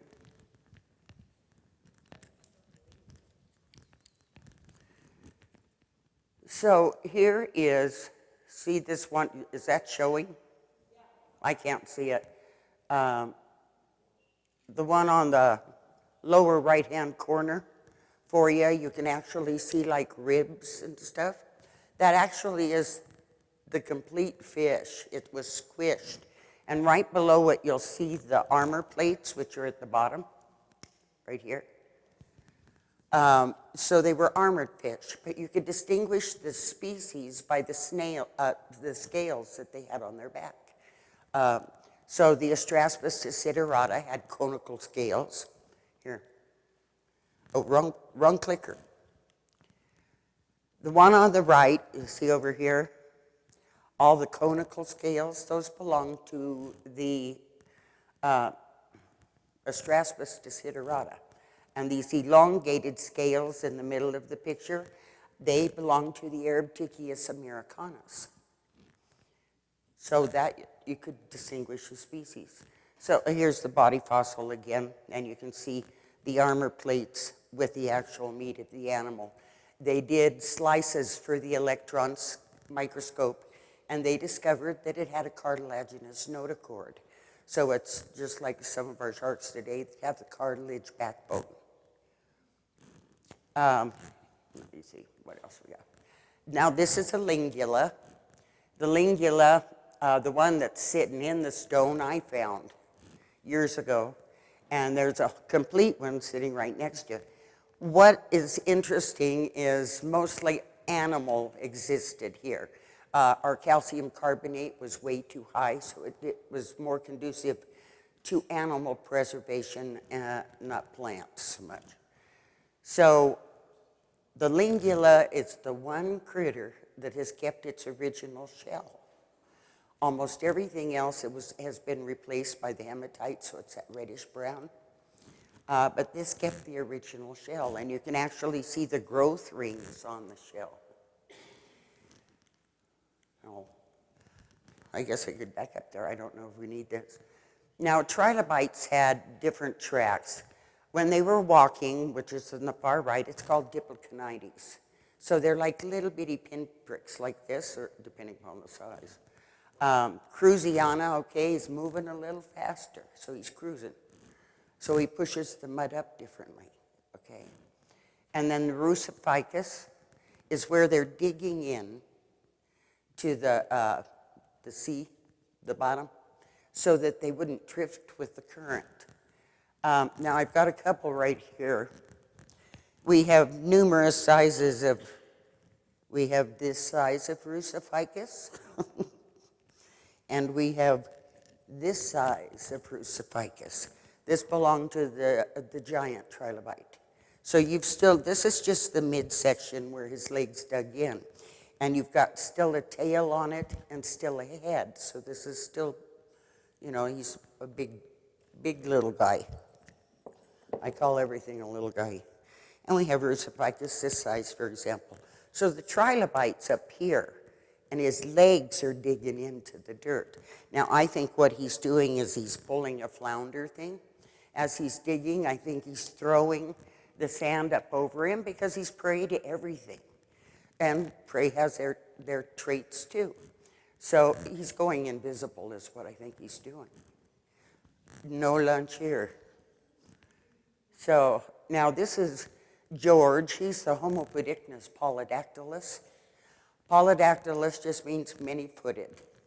So you have his walking trace is on the right-hand side of the screen. You've got two confused little rows like this. Now, when he fed, this little guy was a righty. He only curled to the right. So when he's feeding, he only curls to the right. This is Samantha. She's the Cupicnium cordiformis. Both the one previously and this one are related to the horseshoe crab. And this is her swimming and landing trace. And we have these imprints, actually. But let's go on. This is Daddy's critter. This is one of Daddy's new genus and species. It was the Arachnomorphicnus thorsoni. Arachno just means arachnid, armor-plated, eight-legged, basically. Morph is changing, and ichnus is the study of tracks, trails, and burrows. It's a relatively new science. So Daddy's critter happens to be a lefty. He's an early, one of the early sea scorpions. So here's some of, you've got the Rusophycus, the lingula, Then you've got the pillows on the other side where an animal's rested and sand filled in. So it gives kind of an upper relief type thing. So these are just some of the tracks. The ones on the left, you can see are Daddy's. This is Daddy's critter. Now the Eurypterid at this time, he has a typical J-hook track, but he's got the hairs in the bottom of the J, okay? Daddy's critter, you can see the hairs in the track, like right here. You can see all the striations. That's the hairs that's on his little foot. But it doesn't have the J-hook, so they knew they were dealing with somebody new. This is just more Russoficus. See Samantha in the top left corner, her little tiny trace, and on the right side is her swimming and landing trace. Dr. Fisher always said she hits the skids. She slides in on the belly and drops those paddle feet, slams on the brakes. And George feeding and all of that. But we have incredibly tiny, tiny trilobite tracks. They're the size of pinpricks on the rock. And you're welcome to come up on break or before you go to lunch real fast to look. I've got some little bitty ones up here if you'd like to look. Because all of these are tiny. And now you can see the kind of the two sides of the trilobite track going all the way across diagonally. Okay, these are just some of the body fossils. George is on the right-hand side. He's the righty. Daddy's critter coming through here. This one just shows you the amount of activity, because when you get that rock wet, you see all these little bitty Diploconides tracks and everything all through it. And Daddy's scorpion's coming through. The fish is feeding, he's coming through. Now the fish was one of the ones that was at least ambidextrous. He looked both directions when he fed, partly due to his tail, but nonetheless he traveled to the right and to the left and fed.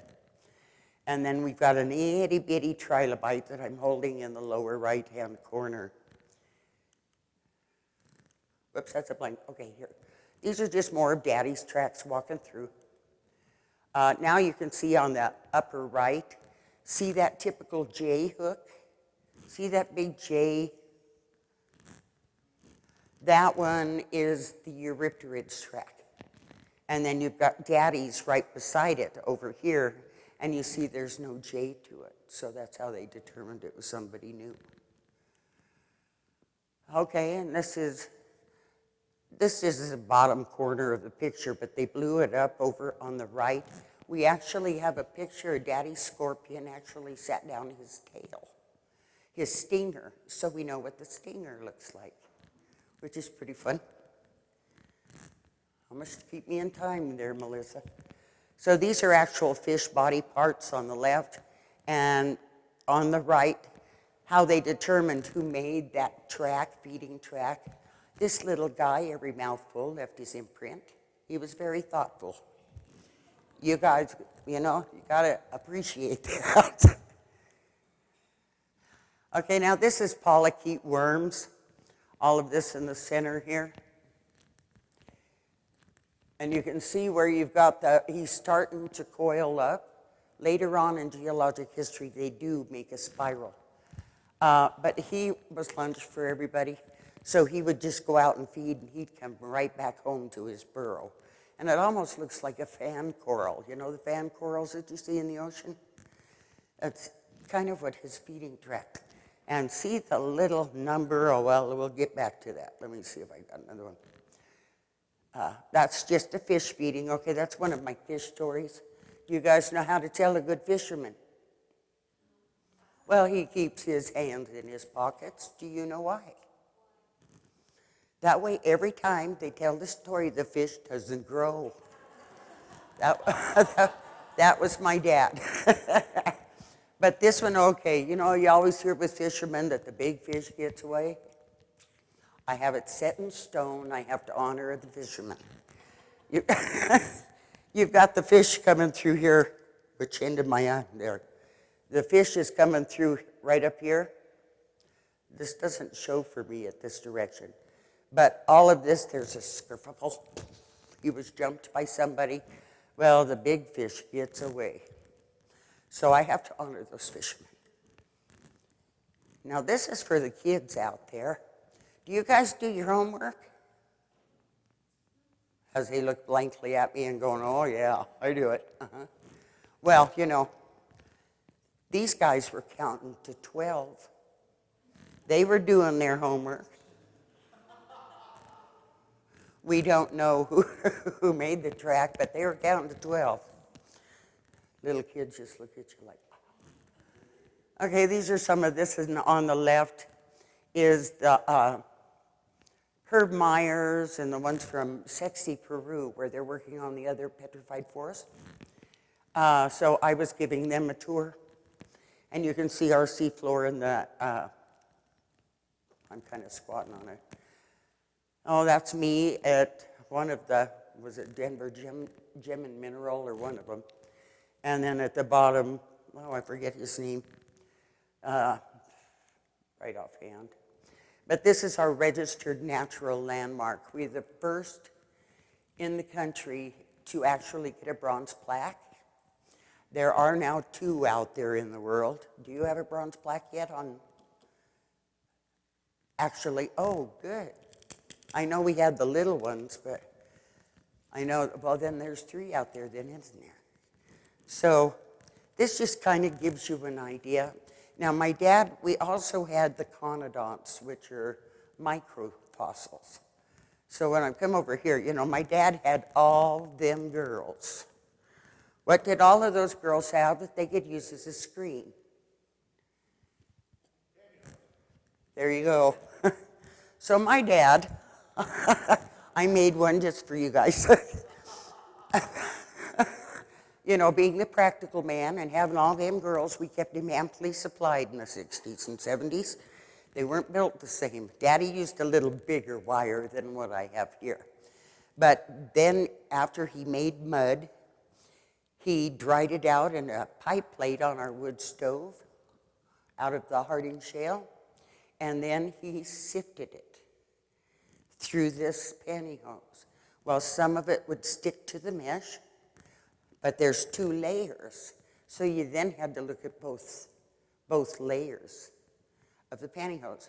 And then all winter long, you'd see my dad sorting grain by grain with a single hair camel hair brush, and he'd find something, lick the brush, you know, pick it up, put it over on the slides. So I do have several slides over here. But yeah, so being the practical man that my father was, my dad was always honoring. So does anybody have any questions? Or that's kind of a quick one. Was I quick enough for you, Melissa? Or was I too quick? So this is basically the end of my slideshow. So if you'd like, oh, bow, right? Curtsy.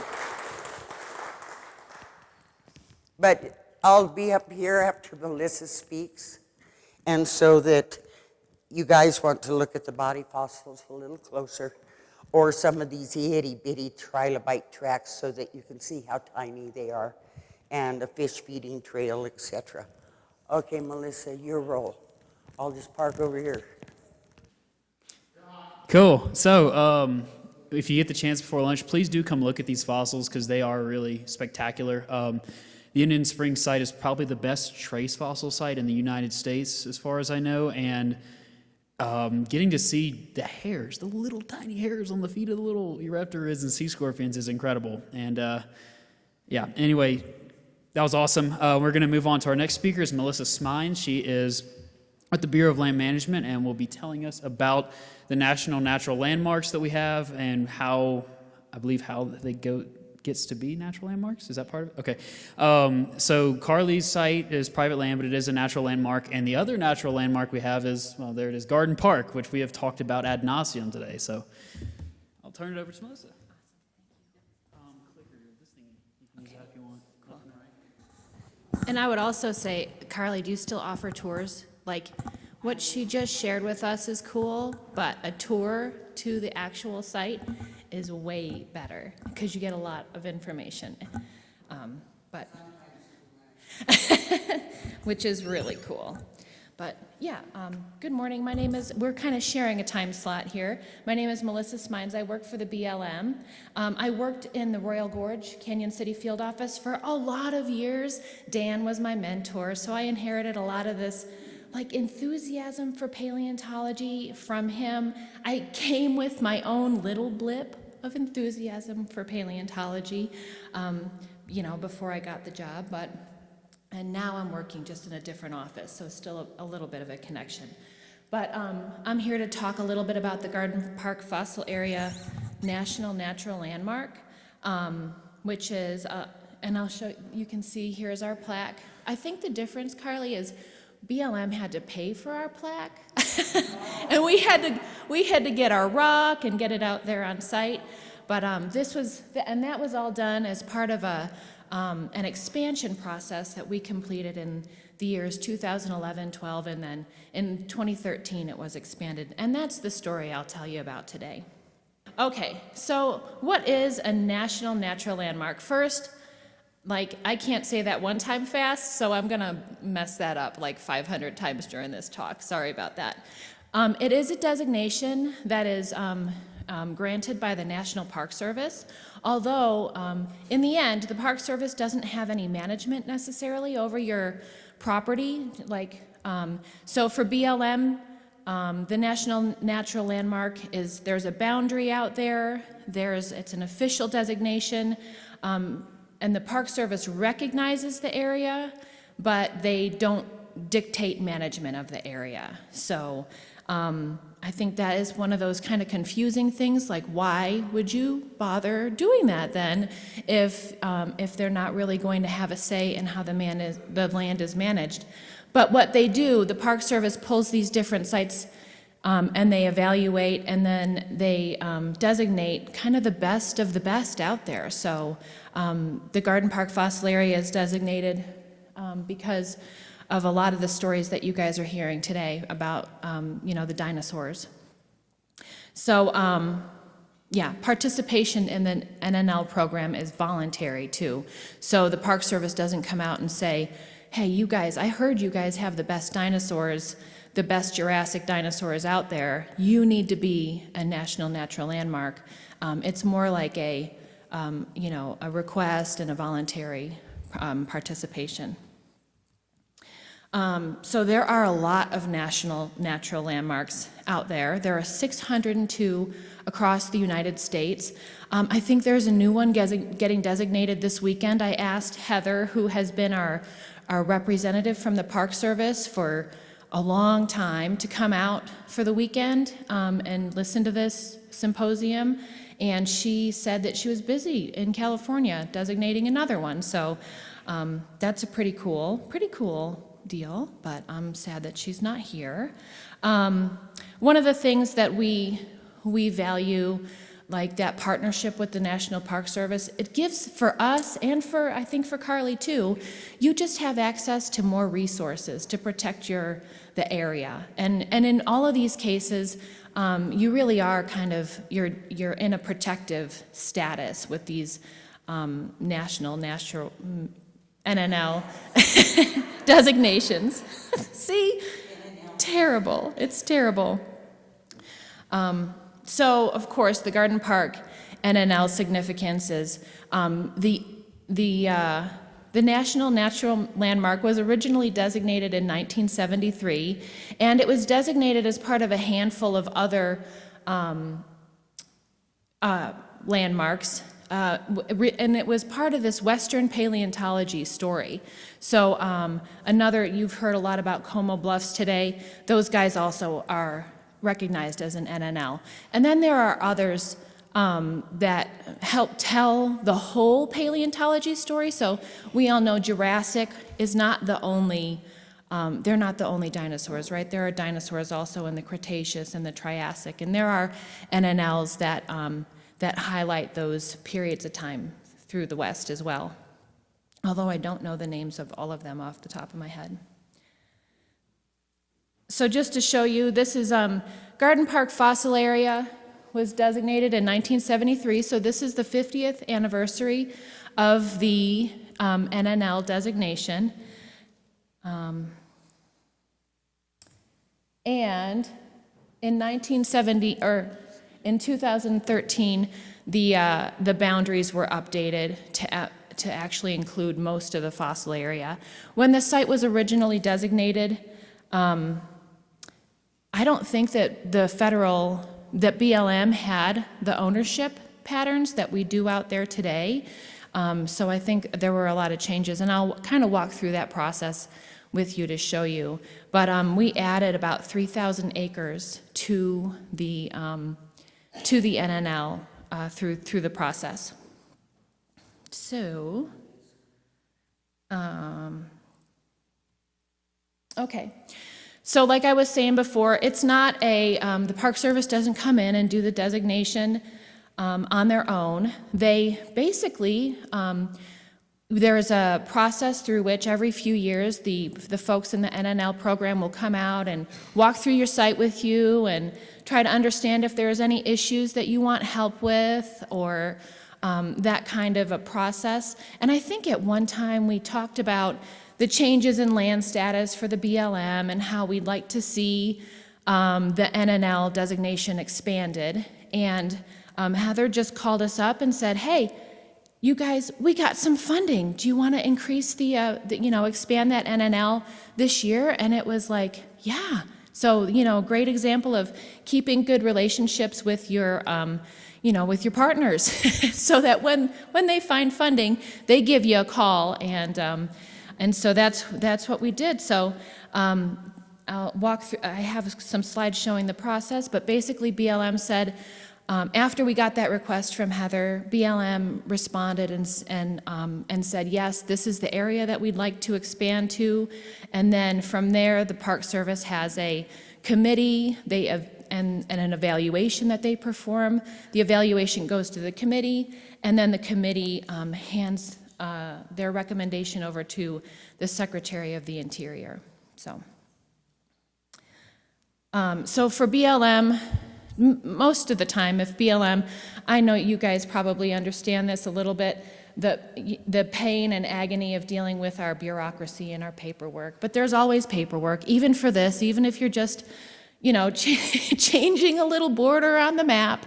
So we had to evaluate through our national, that's called the NEPA. So we did an environmental analysis to try to understand through a resource analysis, basically, what would be the best boundary to draw for our national natural landmark.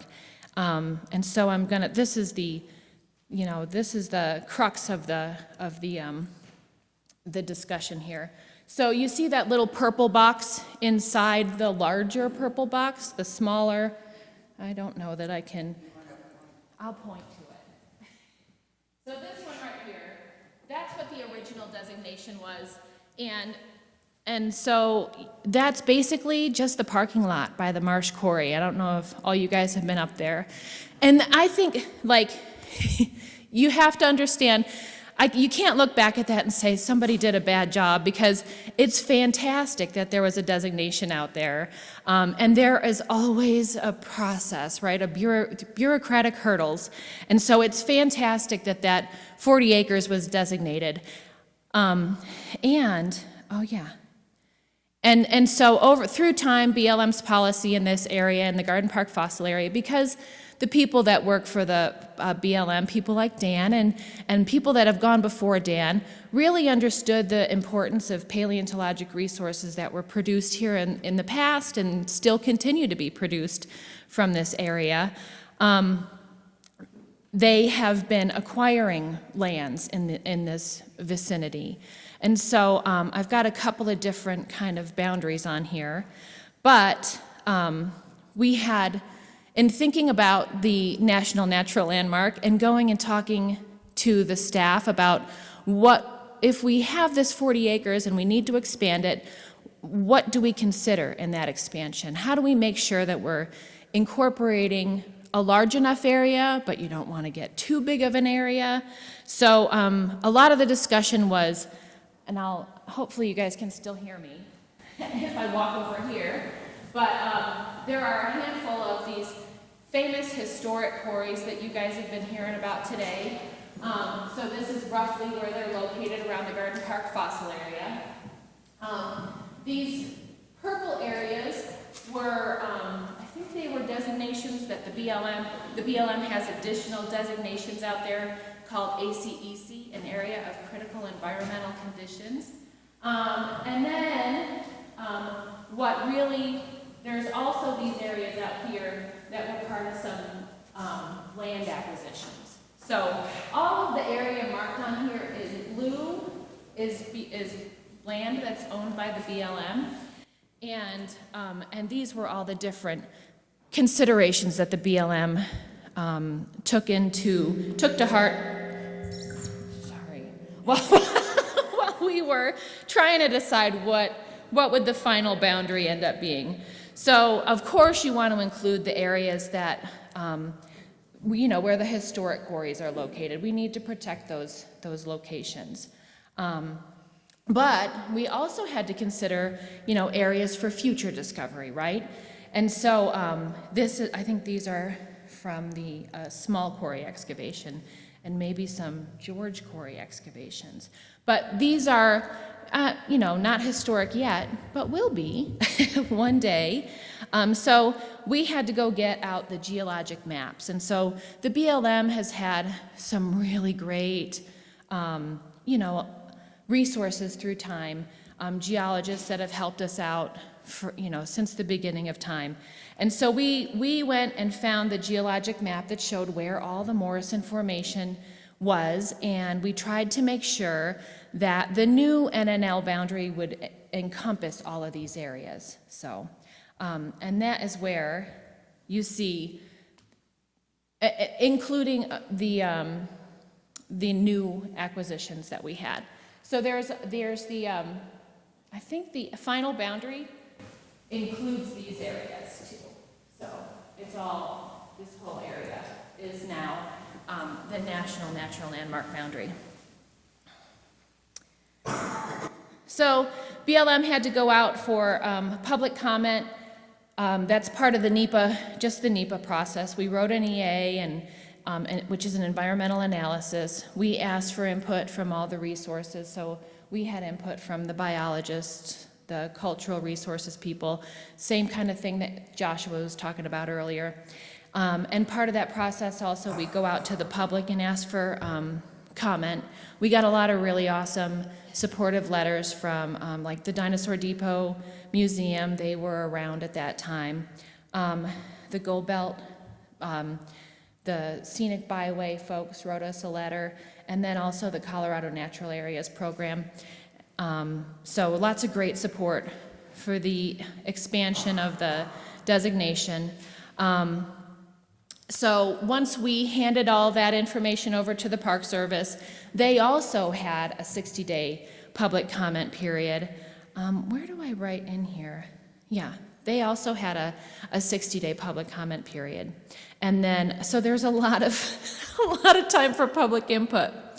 Some of these things are products that the Park Service produced. I know they, part of the process is they send someone out to do an evaluation that's independent of what the BLM, we can write all the great stuff we want about our great resources, but they sent someone else out to do this evaluation. It's a really great document that just really bolsters the story that we've been hearing today, right? About just the outstanding resources that we have here in Cañon City, or from that we did have from Cañon City and that are across the U.S. basically, and how it should be protected with these designations. So basically, the designation for the Garden Park fossil area is just that, well, it's one of the primary areas responsible for generating worldwide interest in dinosaurs during the late 1800s. And I don't think there is a story that tells that better than, the one that we just heard from Dan, right? the Marshall Felch story. And and I wanted to highlight, so we have that National Natural Landmark designation. We have that excellent partner for support and management of the paleo resources in the Garden Park fossil area. But the BLM also has kind of a management prescription for the area. Just so that you guys know, it is managed a little bit differently. You can't just go out there and collect rocks if you want. You have to have some extra special permission generally, because part of the story out there is the rocks, right? You can't collect plants out there either. I always forget this part, but there are some rare plants. You guys, especially digging fossils, you know all about the buckwheat and right where that is always located, because you're not allowed to dig it up. And the fossils are always right there with it, right? So there's a special, BLM has a way to manage the area. And then there's a handful of other designations similar to what Carly's got going on. Before the NNL,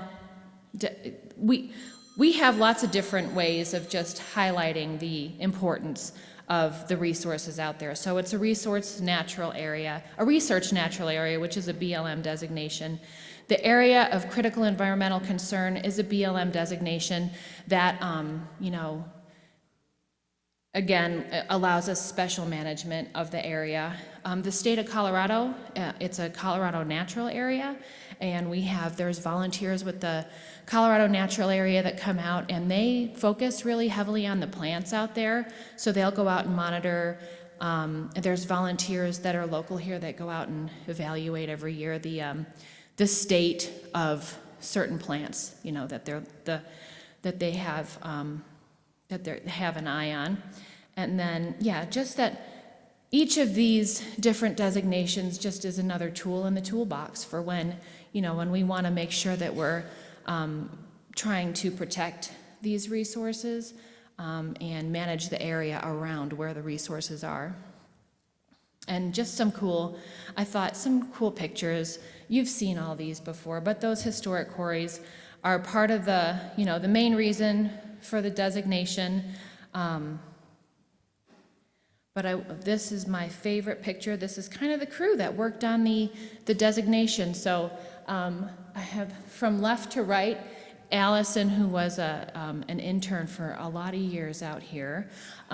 Karen, with the baseball cap on, she's the woman that did the independent report that really helped bolster that expansion. Harley Armstrong used to be our statewide paleontologist for the BLM.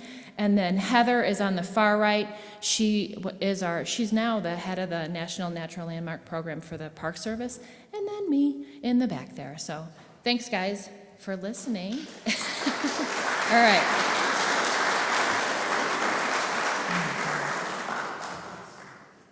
All right. If you have any questions for either Carly or I, I'll drag Carly back up here if you want. Yeah. Mm-hmm. Access or restrictions to access does BLM have for the area that's been discussed? We don't have restrictions to access. You can go up there and walk anywhere you want. You can travel on the roads, via vehicle. Where access becomes restricted is more like if you want to put in a mine or drill an oil well. Those kinds of things are probably a little bit more difficult to do in that kind of an area. But I wouldn't say impossible, if that makes sense. Yeah. Well, and we only do guided tours. Yeah. I am that guide. My daughter's my legs anymore. We charge $15 a head. It takes us well over 2 hours, is the general rule. But my dad, in honor of Papa, he always wanted education equal to all. So if they're school affiliated, so if a classroom, I get a lot of universities, I do all the students and stuff. When they come out, those are free. Daddy wanted education equal for all, but we have to charge for the NNL. That's one of our guidelines. So that way you have money coming in to also help preserve the site, basically. I don't know if you guys do that at BLM on yours, but we do have to, and there are hurdles everywhere. And it was my dad that got this through Congress by himself. I learned that from the NNL people. Yeah. So there's just an awful lot in the area. Poor Melissa's been on a lot of trips. Lucky. 103 degrees, and she's pregnant out to here. I didn't think her or I was gonna make it We back. did make it. We did make it. So if we're both done, then anybody that wants to come up, I can stand in front of the fossils for a minute for you.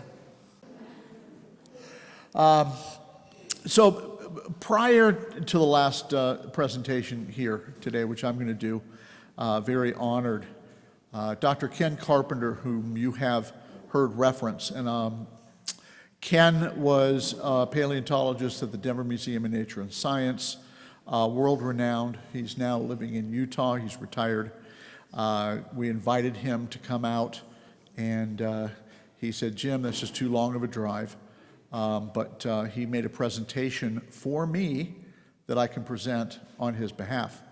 So in a little bit of honoring Ken Carpenter, this up here, Ken did that for our Paleontological Society. On the left is his representation of what Colorado, Wyoming, and Montana looked like during the late Jurassic. So that's Cañon City 150 million years ago.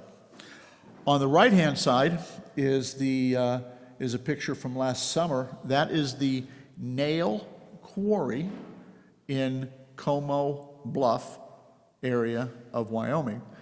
Jana is the trip leader through the Western Interior Paleontological Society, where we lead trips where WIPS members who may or may not have any paleontological experience whatsoever, and you can get out there and get your hands dirty, and you might be the first person to ever see a 150 million year old dinosaur bone that you've uncovered there. And so we go through the extraction, jacketing, getting it out of the field. I'm going to skip. Several people have said, where is Como Bluff? Because we've referenced Como Bluff quite a bit. It's very important in the paleo history, Garden Park, Morrison, and Como Bluff. So Como Bluff is outside of the little town of Rock River, Wyoming. It's a little bit south of Medicine Bow. Probably best geographic city feature is Laramie. And we are about 65 miles north of Laramie, and that's where the Como Bluff region is. But further to honor Ken, in paleontology, a tail spike of a Stegosaurus is now known as a thagomizer.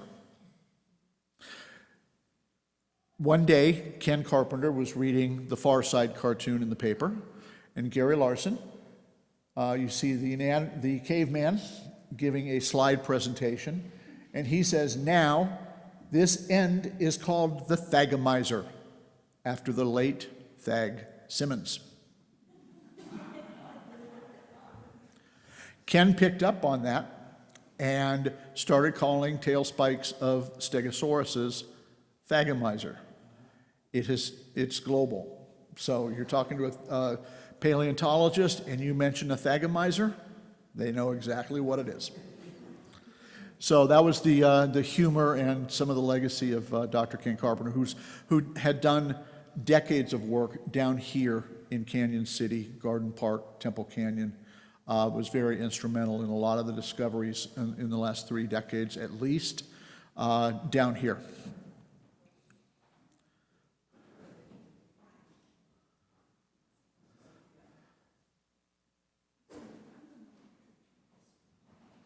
So, presenting the work of Dr. Carpenter. Oh, I'm glad you're back. I consulted with J.P. Cavagelli of the Tate Museum in Casper, Wyoming, and you are correct. The tail spike or a thagomizer of a Stegosaurus, the bone is the same as would be a leg bone.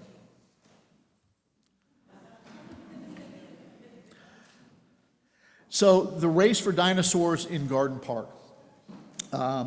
It's a short presentation meant to give you an appreciation of the latest dinosaur discovery in Garden Park.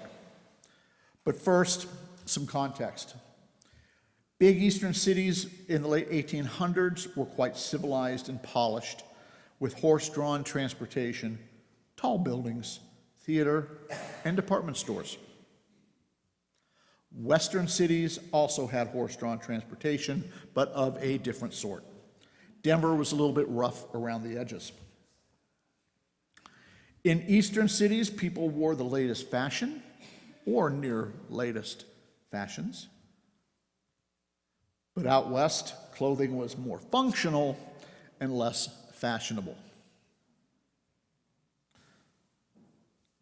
Fossil collecting was a major enterprise during the 1800s.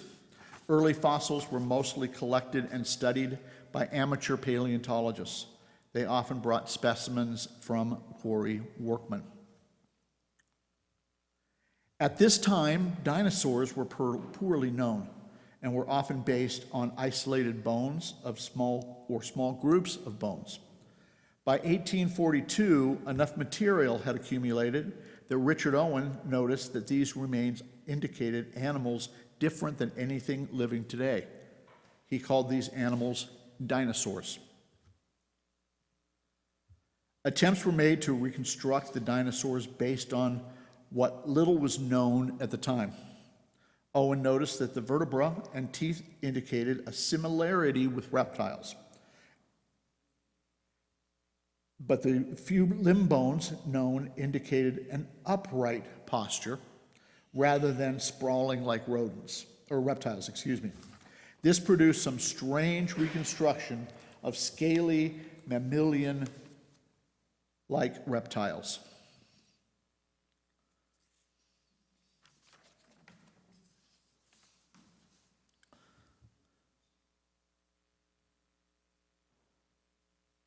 And so in the 1850s, those were their interpretations of what the fossils were bringing. This view of the dinosaur changed with the discovery of the first dinosaur skeleton in the United States. The bones were obtained from quarry workmen in New Jersey. Joseph Leidy described and named the dinosaur in 1858. His study of the specimens led to a profound change in how dinosaurs were viewed. Leidy was trained as a comparative anatomist, meaning that he studied the similarities and differences among animals. He noticed that the forelimbs were shorter than the hind limbs, and that the joints indicated an upright animal. Leidy concluded that these features implied a kangaroo-like stance. Thus was born the tail-dragging dinosaur. The first dinosaur from Colorado was a partial vertebra found southwest of Hot Sulphur Springs. It was given to geologist V.F. Hayden in 1868, who then passed the specimen to Leidy. Leidy described and named the bone in 1870. The bone is now known to be a tail vertebra of Allosaurus.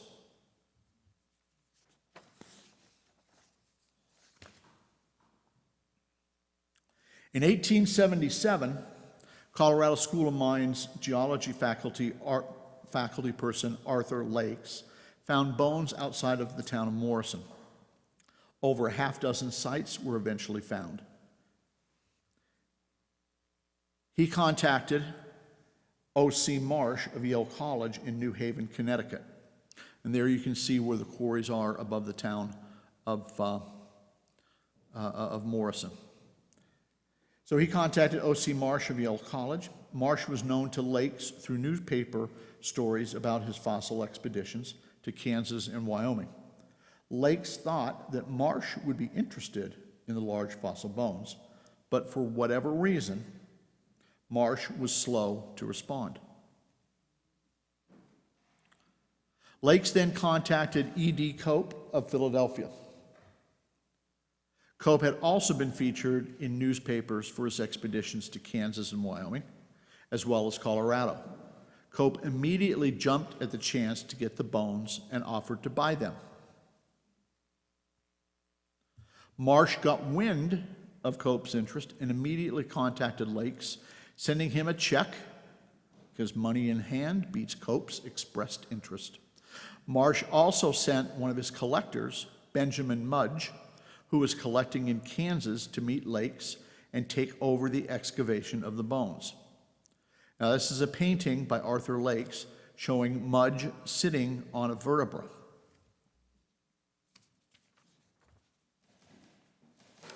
Contemplating a larger leg bone. The bones excavated were named by Marsh as Apatosaurus ajax. These are some of the bones that collected by Lake and Mudge. The upper left bone is a neck vertebra in a side view at a site along what is now Alameda at Dinosaur Ridge. The bone in the upper right is a partial brain case seen in rear view. At a site along what is now Alameda at Dinosaur Ridge, parts of Stegosaurus were collected from really hard sandstone. Because the technique, and I'm trying to, excuse me one second, there we go.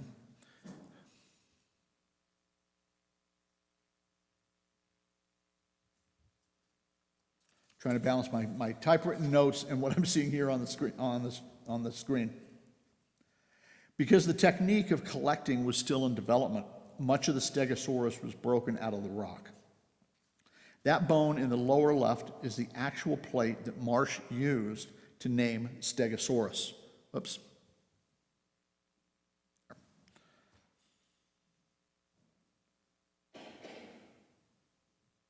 It was thin, leading him to first suggest that Stegosaurus had a turtle-like shell. Only when better, more complete specimens were found in Wyoming did he realize the plate was triangular and not shell-like. The bones to the left are a string of Stegosaurus tail vertebra.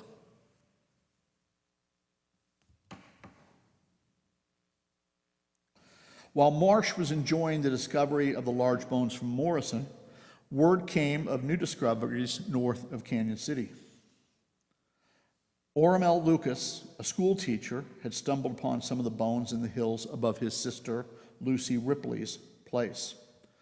Orem L. contacted E.D. Cope about the bones, and Cope, still smarting from losing out on the discoveries at Morrison, immediately jumped on this opportunity. He offered to pay Lucas to excavate the bones and to ship them to him.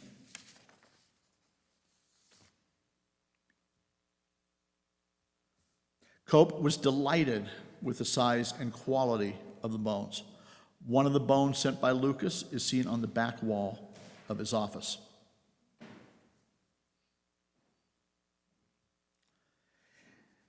This is the specimen that Lucas stumbled upon and excavated. And I think Joshua and Dan, you also had this picture in your presentations as well. So this is the specimen that Lucas stumbled upon and excavated. Because the bones were fractured, he devised a way to keep everything intact by gluing paper to the bone surface. At the time, this was an ingenious solution.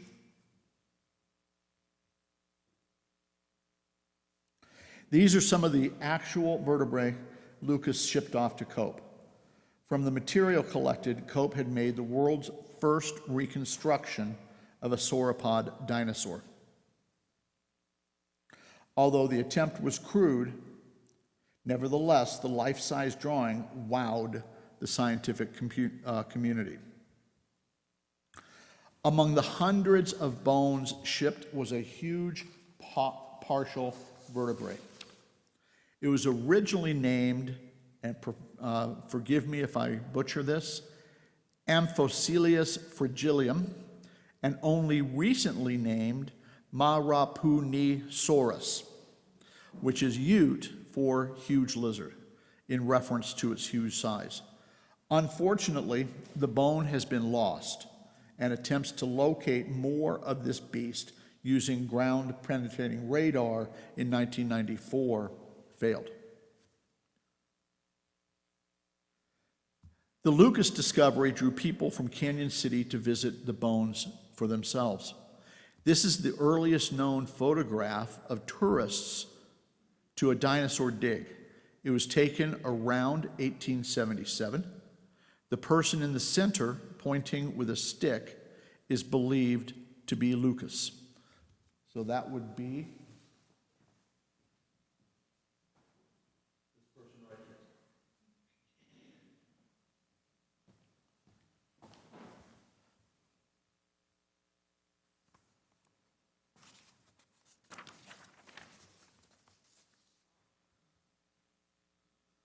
Now, Marsh was undoubtedly ticked off by the bones that Cope was now getting.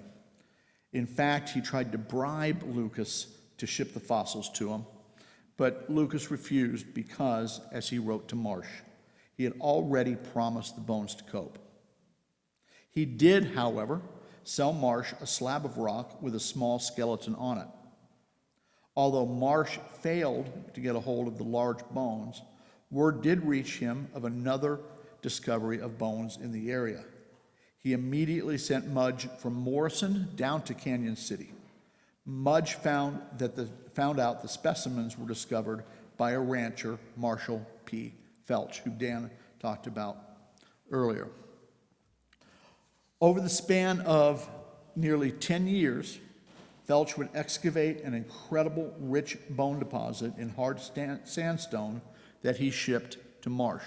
And again, some of these pictures, obviously, we all have there's only a few pictures back from the 1800s, so they're in everybody's presentation.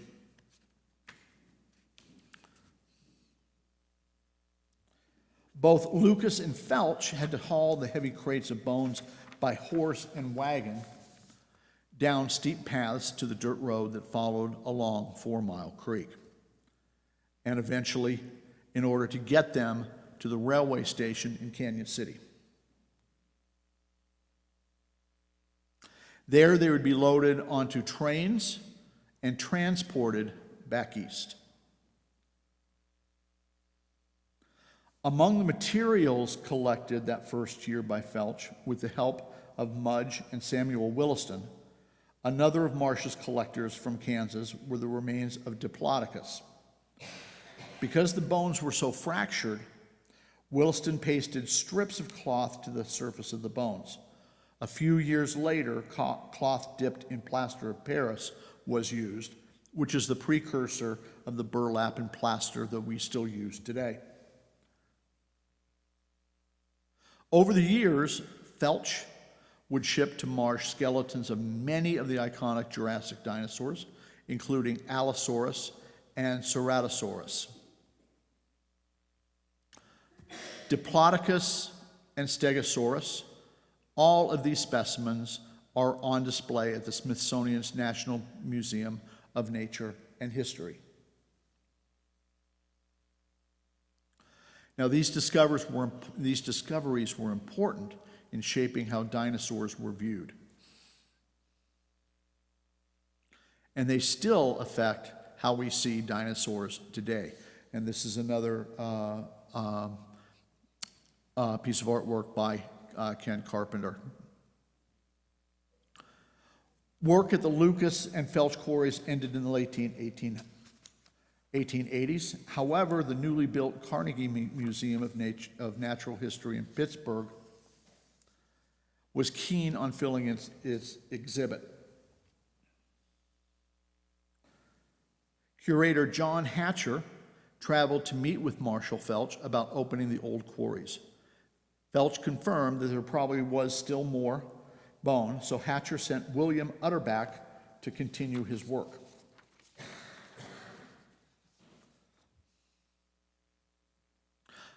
Utterback started on the Felch quarry and worked the site for almost 6 months. He then moved to the Lucas quarries and worked them as well. Some material was found in the Felch quarry, including parts of 2 skeletons that Hatcher named, and again, Haplocanthosaurus. Overall, however, Hatcher was disappointed that neither Lucas nor Felch quarries produced display quality skeletons nor bones in great quantity. In the years since, there have been talk by various museums of reopening the Felch quarry because of the wonderful specimens that are on display at the Smithsonian. And that recent discovery does indicate that some bone is still present. However, it seems doubtful that much bone remains, given that Hatcher was disappointed that Utterbach did not find much. The Felch quarry and those of Lucas remain important sites today because of the role they played in American dinosaur history.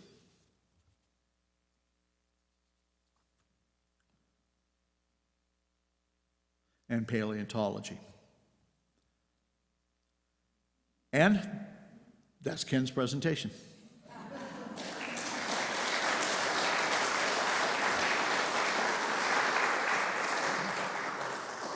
Now, given the fact that I'm not a geologist, nor am I a paleontologist, I just get to play one on TV, and I married a paleontologist. If there are any questions on this, I will try to answer them. Yes? Is it true that they used dynamite? Yes. Yes. Not only in the quarries to try to blast the rock loose in their own quarries, but up in Como Bluff, they would dynamite the others' quarries.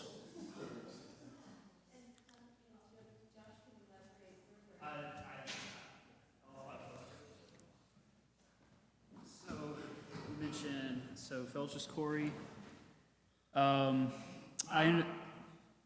Mike.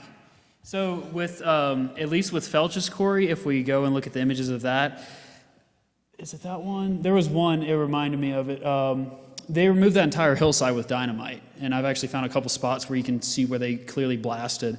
And the excavations by Carnegie in 1901 removed even more material leading up to the quarry site itself. So the whole hillside leading up to it was a hillside, and now it's a path. And as far as using it for sabotage, though, in Garden Park, I don't know, and I don't think we'll ever know. But I can't find that image. Sorry about that. But anyway. What, the Felch quarry? Yeah, there was one that showed the hill itself, I thought, unless I'm thinking of one from earlier. So there's that one. Okay, maybe not. Sorry about that. I thought I had the other one, but. Yeah, so again, it's Joshua. We don't know if they used dynamite to extract the rock.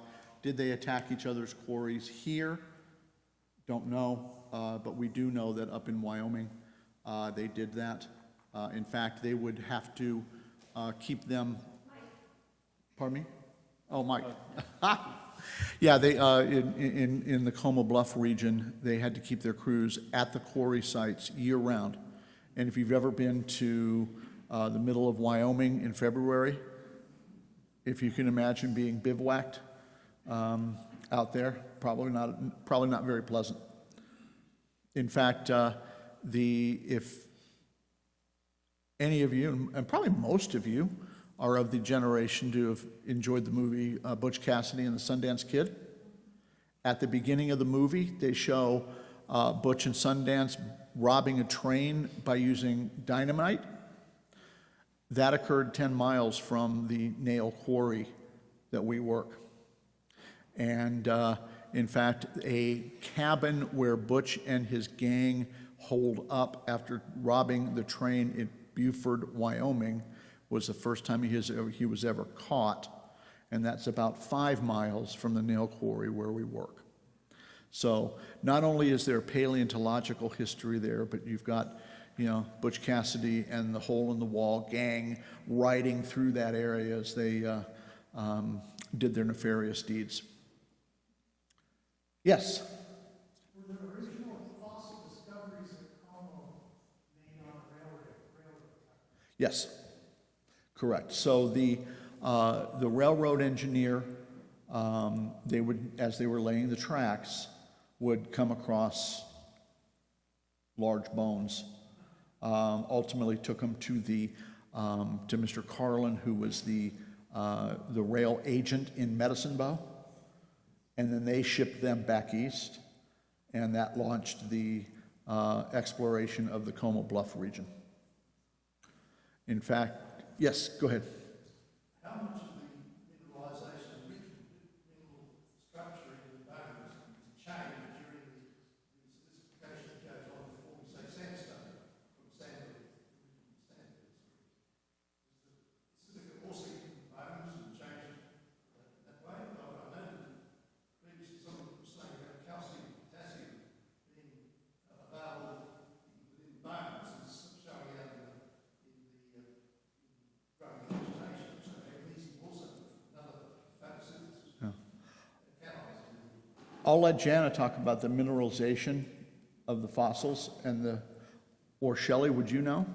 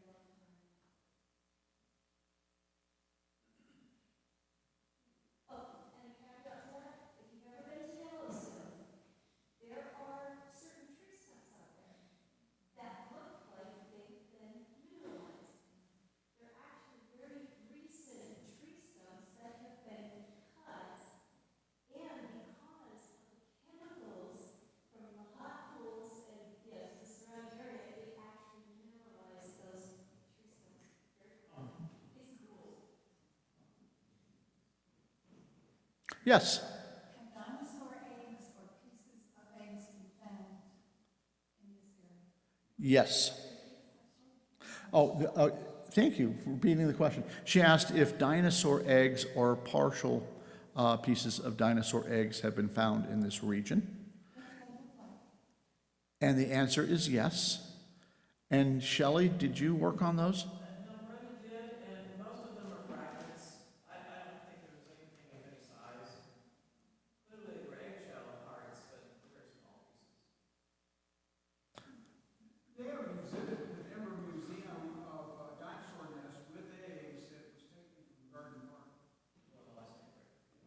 Okay. That's correct. They were found here.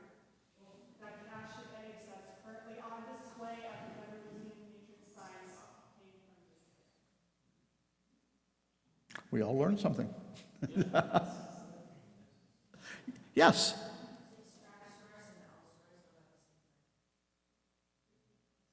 Did Allosaurus and what was the other?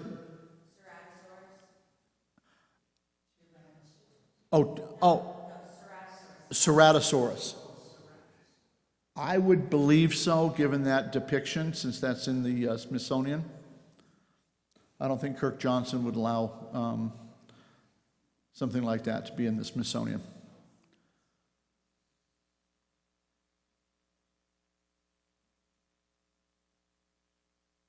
Any other questions?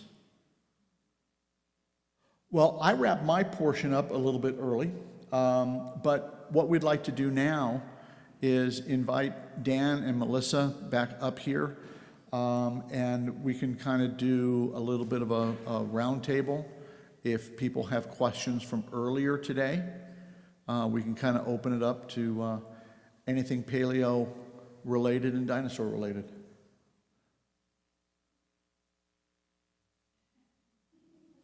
Is Dan here? No. Yes?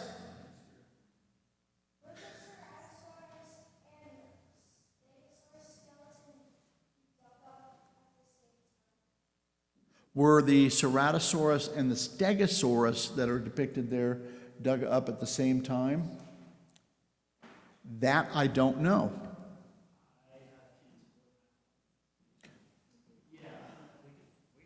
That's a good point. Yeah, you don't. Yep. Okay, cool. Yeah, we could find that out right now. Oh, you have internet? No, I have his map. So both of them were first found at the Marsh Quarry, which we have, and one of my keys is not wanting to work today. But Ken Carpenter, who Jim has talked about, has done, like you said, a lot of work in Garden Park.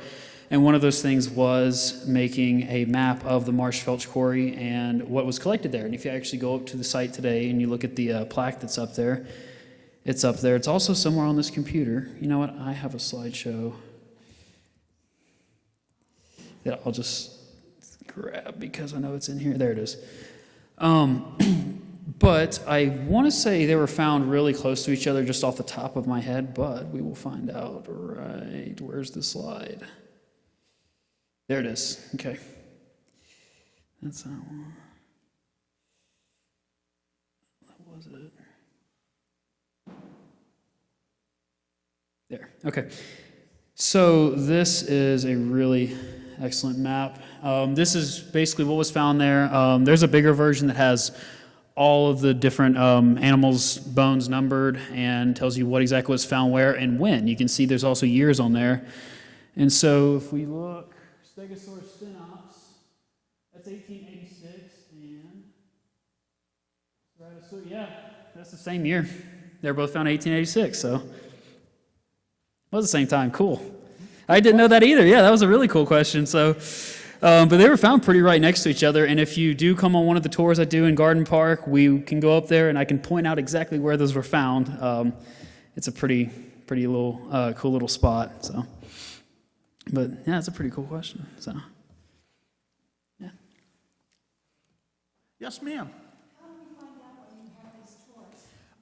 Usually, The question was yeah. how- Question. Sorry. When do we do these tours? Usually, we do them through the Royal Gorge Regional Museum. They have website, Facebook page. Do you have another page, or is that it? For the Twitter. Oh, I didn't know that. Okay, cool. Yeah, they have a Twitter too. Usually, that's where stuff is announced. With the tours, usually it's sign up at the museum, and then there's a small admissions fee, just donation. And we usually do those in Garden Park. I've recently done one in Temple Canyon that went really well. I'm trying to expand to more places because there's just a lot of stuff in Canyon City. I like showing people. But these ones, we usually start at the Marsh Quarry, and that one's pretty relatively easy because there is a trail going up to not to the quarry site itself, but where you can overlook the quarry site from the opposite side of the canyon.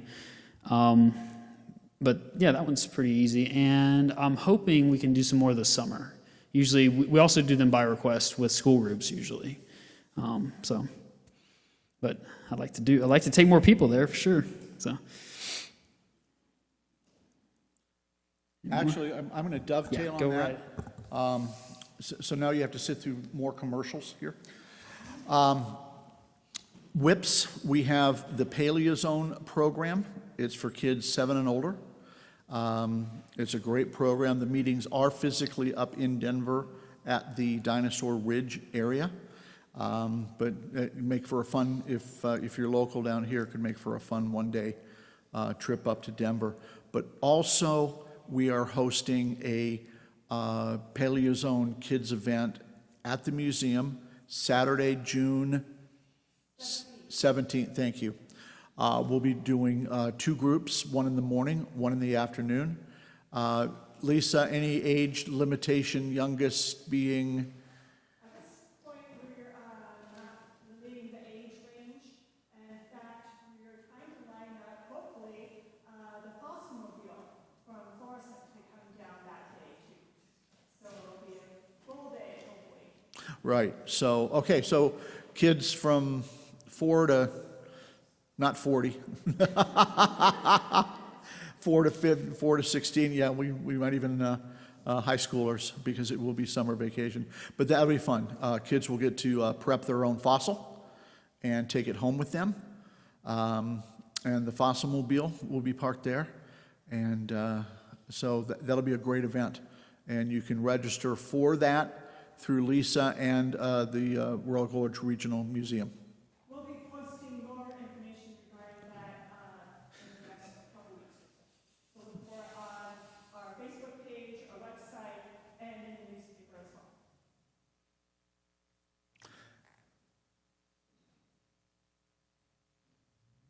Any more questions? You want to try to stump me again? You've done it twice. Nope, okay. Well, I guess then we'll wrap up about 30 minutes early. Again, it's my honor and privilege, and with great joy, that we've been able to work with the museum down here, get to know many people down here in the Cañon City areas as they've come through the museum on Saturdays when Jana and I are down there working. And it's just been a joy and a pleasure. And I thank you all very, very much for coming. All right. You need this? No. Okay, gotcha. And here's your flash drive. Or, yeah, you can do that too.